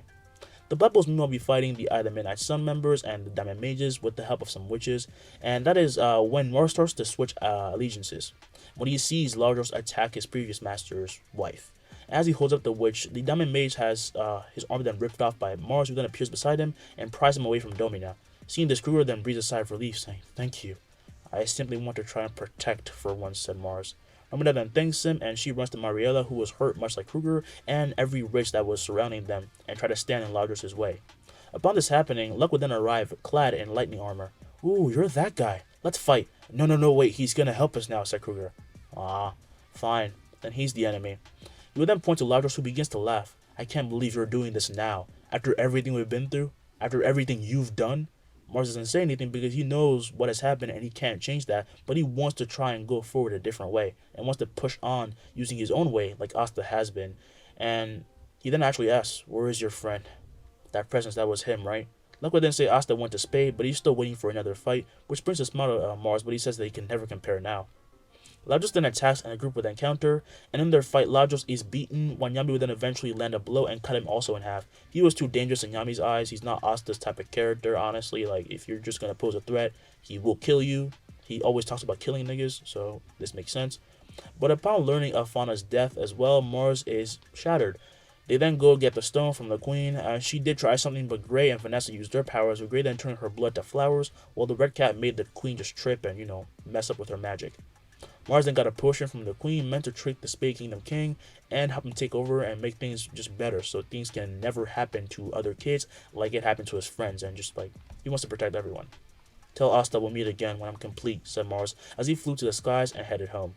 "Well, let's go, shall we?" said Yami. "I gotta take." They then use the brooms and fly off while the other squads are getting the stones. They're also doing their jobs. They head back to the Clover Kingdom. And in this version of events, there are 12 stones needed for, the whole reincarnation thing. So the other squads get more action. I just want to put that in. We're actually going to pay attention to the favorite trio of the Golden Dawn. The only trio we care about in the Golden Dawn. That being, Klaus and Mimosa. They find the wall of Viltu was ruptured, and there'd be giant walls made of magic that took their place, completely black. And they also came across, they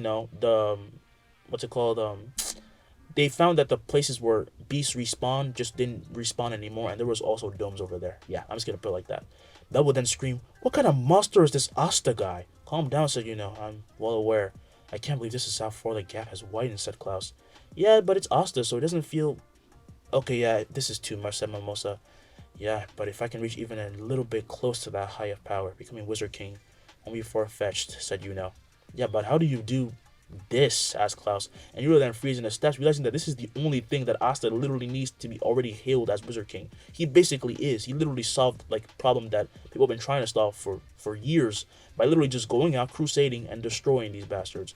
And he would then say, "Crap. No, it's okay, we'll get stronger. That's what I'm here for," said Bell. And with a nod, then says he'll try to stay positive, but you just can't wait to see the new Asta, It's been a while. Now we will return to the Spade Kingdom as the battle has passed and the era of devils has been ceased, and the hero of the kingdom will go to meet Noct in what was the meeting room for the royal family previously. As Nat stands across from the boy, his devils dare not come out, feeling as though he will kill them, and Asta with a smile. "So, you're the Vice Cap. Cap Yami loves you.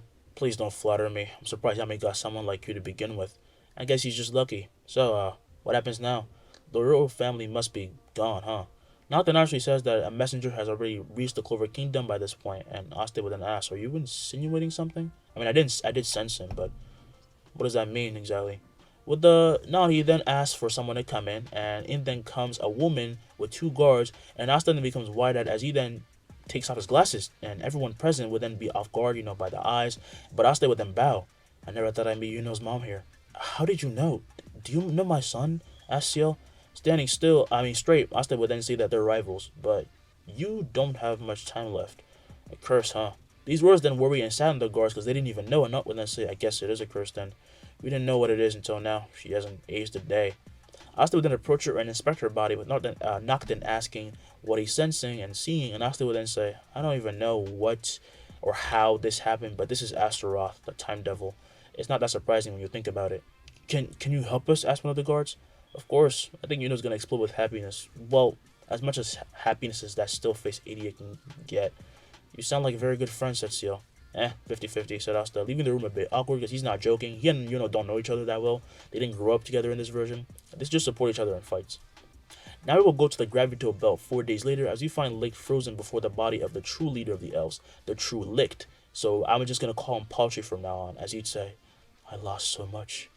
It's like the world just wants us wiped from this planet, and yet the humans keep winning, and that monster of a human, even from here I can feel it, his power. Fauna and Vegel's bodies, their souls, they've been wiped from existence. They can't even be brought back normally. He then begins to seethe with anger so much so that he cuts into his own hand with his clenched fist. I'm sorry. He then hears the voice of someone very familiar and someone he does not like, and he would then see Asta take off his glasses as he turns to, see him. And he would then show his 6 eyes, and the elf is frozen as he only manages to gather a few light particles. What are you doing here? I came here to set things straight, said Asta. Paltry knows he has no choice in whether or not he can, leave alive or even say anything, but Asta would actually fall to his knees as he would bow much to the elf's surprise. These eyes aren't just for decoration. I've seen the truth, and I'm sorry. How much do you know? How did you even find out? Standing straight, Asta would then put his glasses back on. I'm Asta Satoru. That's the only answer you need. I have no reason to fight you. I want to help. Are you even giving me a choice? I mean, you can still sense your brethren. I mean, the fake ones, along with that one guy. But if I wanted to kill you, you wouldn't even have noticed when you died. Holding his hand out, Asta would then take out 8 magic stones from his pocket, and he would then yank the 4 others from Paltry. And as those they begin to fly in a circle around Asta, who says, I think it's time we get some, justice. And the true reason for your demise. And I'm not asking this time. Everyone's gonna see it, by the way. But the nervous sweat, Paltry would then only hope that things can go well, and they then go to the Clover Kingdom. Upon their arrival in the city, Paltry, Raya, Asta, Ciel, and Noct, they all walk in. The guards are there as well. And the entire Spade resistance, the people that wanted to fight against the Dark Triad, they're there as well. And the elves feel like throwing up by being surrounded by the very enemies that they always wanted to kill, but Asta says to calm down. We're here to squash trouble. Not started. No more fighting. Walking alongside the streets, they then gathered to a stage where all the captains except for Fulguna would be present, and people would gather there again, like a little meeting, and they were trying to listen to what was going to happen. Merlion was still taking Fulguna's place. I don't know why I feel like I have to mention that, but yeah. So a gathered crowd was waiting for its hero to arrive, but they're surprised by these guests coming, but they just go along with it, and there Ciel would then see Ralph and waiting, and the queen's eyes begin to water as she runs and hugs her son. Was in disbelief, but just hugs her back. What's going on? Who are those people? People be asking. Getting on stage, the Spade guards and resistance then bow to their prince and hail him as the heir of the kingdom, which left everyone mumbling and just shocked, and the surrounding members are baffled. He's a prince? Then how the hell did he end up in the Forsaken Realm? Alright, calm down everyone, said Asta. He and Julius then step up as Asta would then summon the stones that gather into the air and begin to spin around, and Asta would then clap his hands together as he copies Marsh's magic while using the ability to control the infinity. A bountiful amount of magic then regathers, and he slowly would then create a portal from the stones, and from it would then seep a murky aura that sends a chill down everyone's spines. Alright, let's give you a form, said Asta, as he would then snap and imbue the murky thing with his own magic, thus giving it form until Zagrid makes its appearance. A devil. It's a devil! The devil would then see all these people gathered up and grin from ear to ear. It was like a feast prepared for him, but then he realized, how am I here? I shouldn't even have a body yet. This is when he senses the presence of Asta, and he's then brought to his knees as he crashes onto the stage, with Asta then grabbing onto his head and squeezing it. How can a human overpower me so easily? The devil screamed. Shut up. Everyone is then shocked to see the creature become tight-lipped, as demanded by Asta, who smiles. Alright, let's get into it. He would then use Marsh's magic, and a giant scream would then show itself.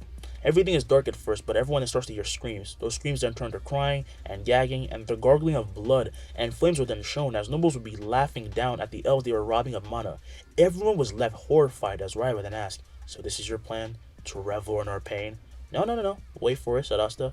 He squeezes Zagred's head even more, making him scream right as the scene would then show him melt the beast that melted with Licht, meld with Licht.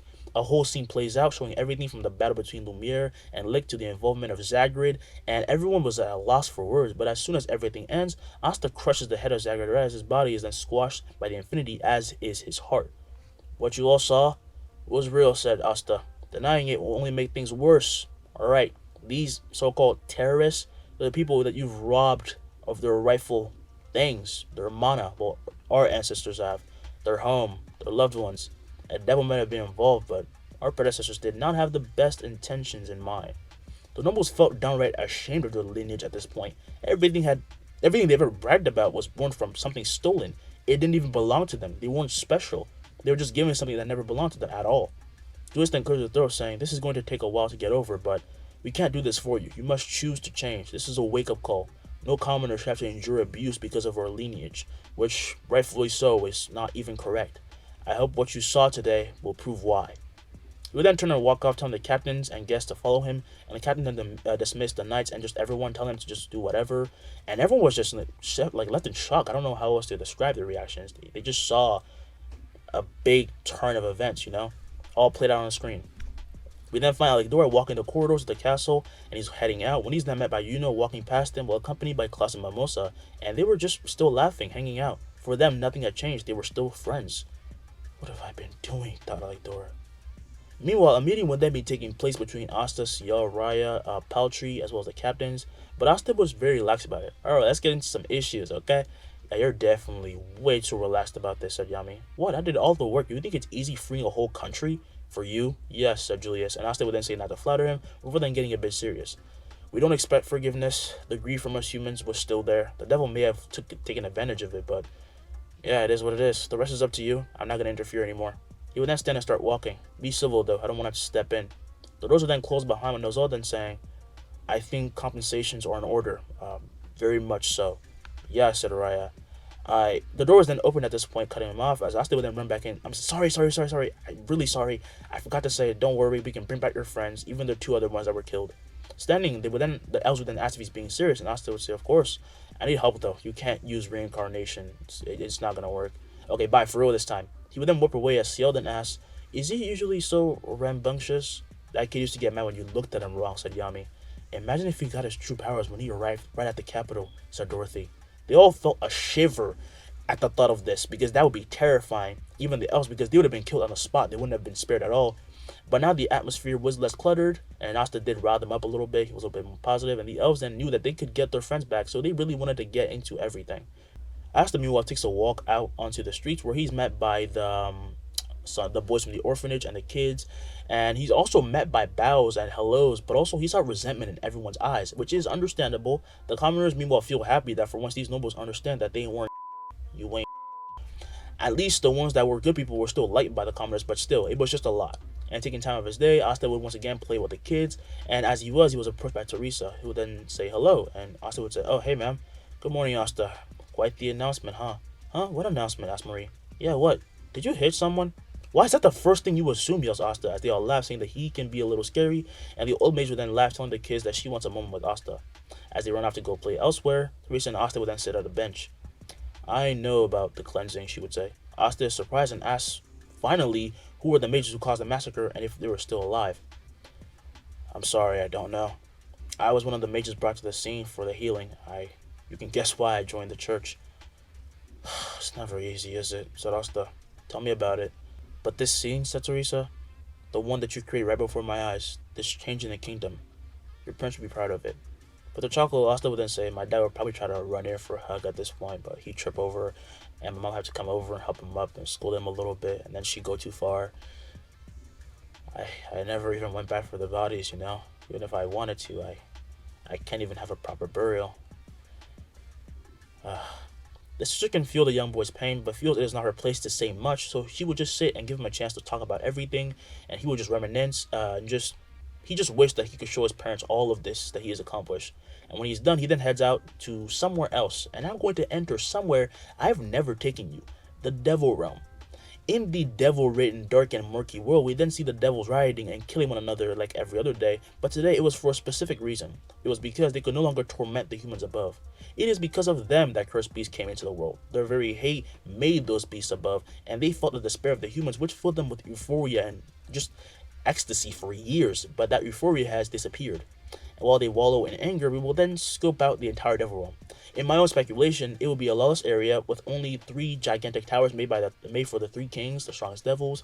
But there are also many territories where devils will just be in power, like mid-ranking devils or high-ranking devils, and all of those devils, and specifically the 3 kings, will just be in their homes chilling. When one of them begins to shake, Lucifer looks at his own hand and finds that he cannot stop shivering. Impossible. It can't be. Standing from his throne, he then flies out of his castle and looks to see an explosion of purple lightning tear up their world from the gate to the human world, until he then turns and sees his castle crumble. Looking back at the gate, he will then rage, wondering, how is this possible? At the gates will be Asta walking forward with a smile. Come on, I thought devils were supposed to be strong. Pulling back his fist, the boy then swings and releases a gigantic purple wave that the devils are hit by and disintegrated by, right as Lucifer will then appear right in front of him. He will then force his authority onto the boy. However, Asta stood standing still, leaving the king shocked because this was his true form and true power. But as he increases the pressure, the ground will just begin to crack around them to show Asta's infinity dome refracting back and forth. "You done?" asked Asta, as he then disappeared and appeared right behind the king, and he would then grab onto his horn before he then throws him to the skies. But as he goes to the skies, he then hits the barrier between the human world and their world, right as Asta appears right before him and elbows him in the chest. Lucifer will then spew blood right as Asta will then begin to beat him over and over while showing a huge grin. From below, the surviving devils would then shiver at the sight of this one human who came out of nowhere. It shouldn't be possible to come to the devil realm. It's literally impossible. But this man just waltzed in here and started destroying them until he would then sever their king in half with his katana. As Lucifer begins to stop existing, Asta would then look down at the devils while he readies his mana and raises his sword. No more devils, no more beasts. Many high-ranking devils then approached by flight, as well as Megicula and Beelzebub, while the blood devil would then yell, "You impertinent human!" She releases her most powerful attack, as do all of them, only for it to be disintegrated by Asta, who smirks and says, "Above the heavens and earth, I alone am the honored one. The rest of you can off." He swings down with all his strength, and a gigantic explosion of mana would then blind the creatures, who see their lives flash before their eyes, right as they are then erased from existence. That day, the entire half of the devil world was destroyed. Mind you, in this version of events, I'm making the devil world as big as Earth itself. It's just kind of underground, like a mirror version of Earth, but more darker. So Asta just wanted to have some fun that day. He destroyed an entire half of an entire world. And he also came to the devil world on a whim. Yeah, there was no way I was going to pass up a finale like that. Now we're going to time skip 2 years. Not surprisingly, Astaroth, who was hiding within Julius, if you didn't know, I'm sorry, spoilers, was killed by Asta, but he and Julius chose to never tell anyone about that incident. The discovery of the Devil Realm from Asta will make humans more motivated to get stronger. People go down there themselves and start hunting and fighting and get stronger. And nobles, after learning that their ancestors committed freaking genocide for their powers, chill the hell out and work with commoners. They get very strong, like I said, also to work together, and that murky energy the devils use to release beasts above was something that Asta converted into a technique that he taught to kids who lost their magic, the ones that were taken magic from by Baro and Nage, but also people just started learning in general. The Blood Bulls would reign as the strongest squad after they finally get strong and show that they have the most unique magic out of everyone in the entire kingdom. And Asta was given the status of the most important noble under the king. However, everyone knows who the real king is. It's Julius, but even then, Asta is just the top dog, And just because it makes sense, Asta creates a school in the Forbidden Realm, but it is no longer called the Forbidden Realm. There are no more Forbidden Realms or Forsaken Realms. It is a territory that Asta completely took over and turned into an utopia. And as for Nur and Lumiere, they get their final goodbye, so you don't have to worry about that. They're still with the Black Bulls, and all that stuff happens. Return with his mother, who now, because she had lost the curse implanted on her, gradually aged more normally. The elves were returned and went to their own forests, and they still didn't like humans, but they've learned that not every human is evil, like Asta, who basically just brought them out of all their despair, He literally changed their entire lives and sanctioned them. Is crowned as king, so he does become the Wizard King of sorts, but we will continue this with Asta's school.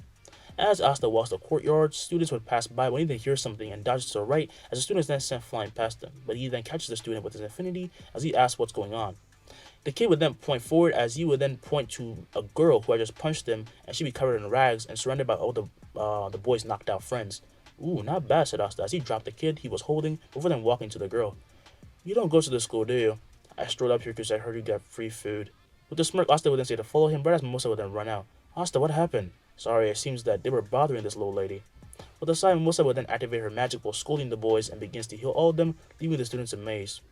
Asta, meanwhile, would then drag the girl over outside for some food, and they just eat by the doorstep. And as she bit into a rice ball, she then thanked them. "I'm Maki, by the way." "Maki, eh? How did you do what you just did? You clearly don't have any magic." Standing up, she then says that she might not have any magic, but she's super strong.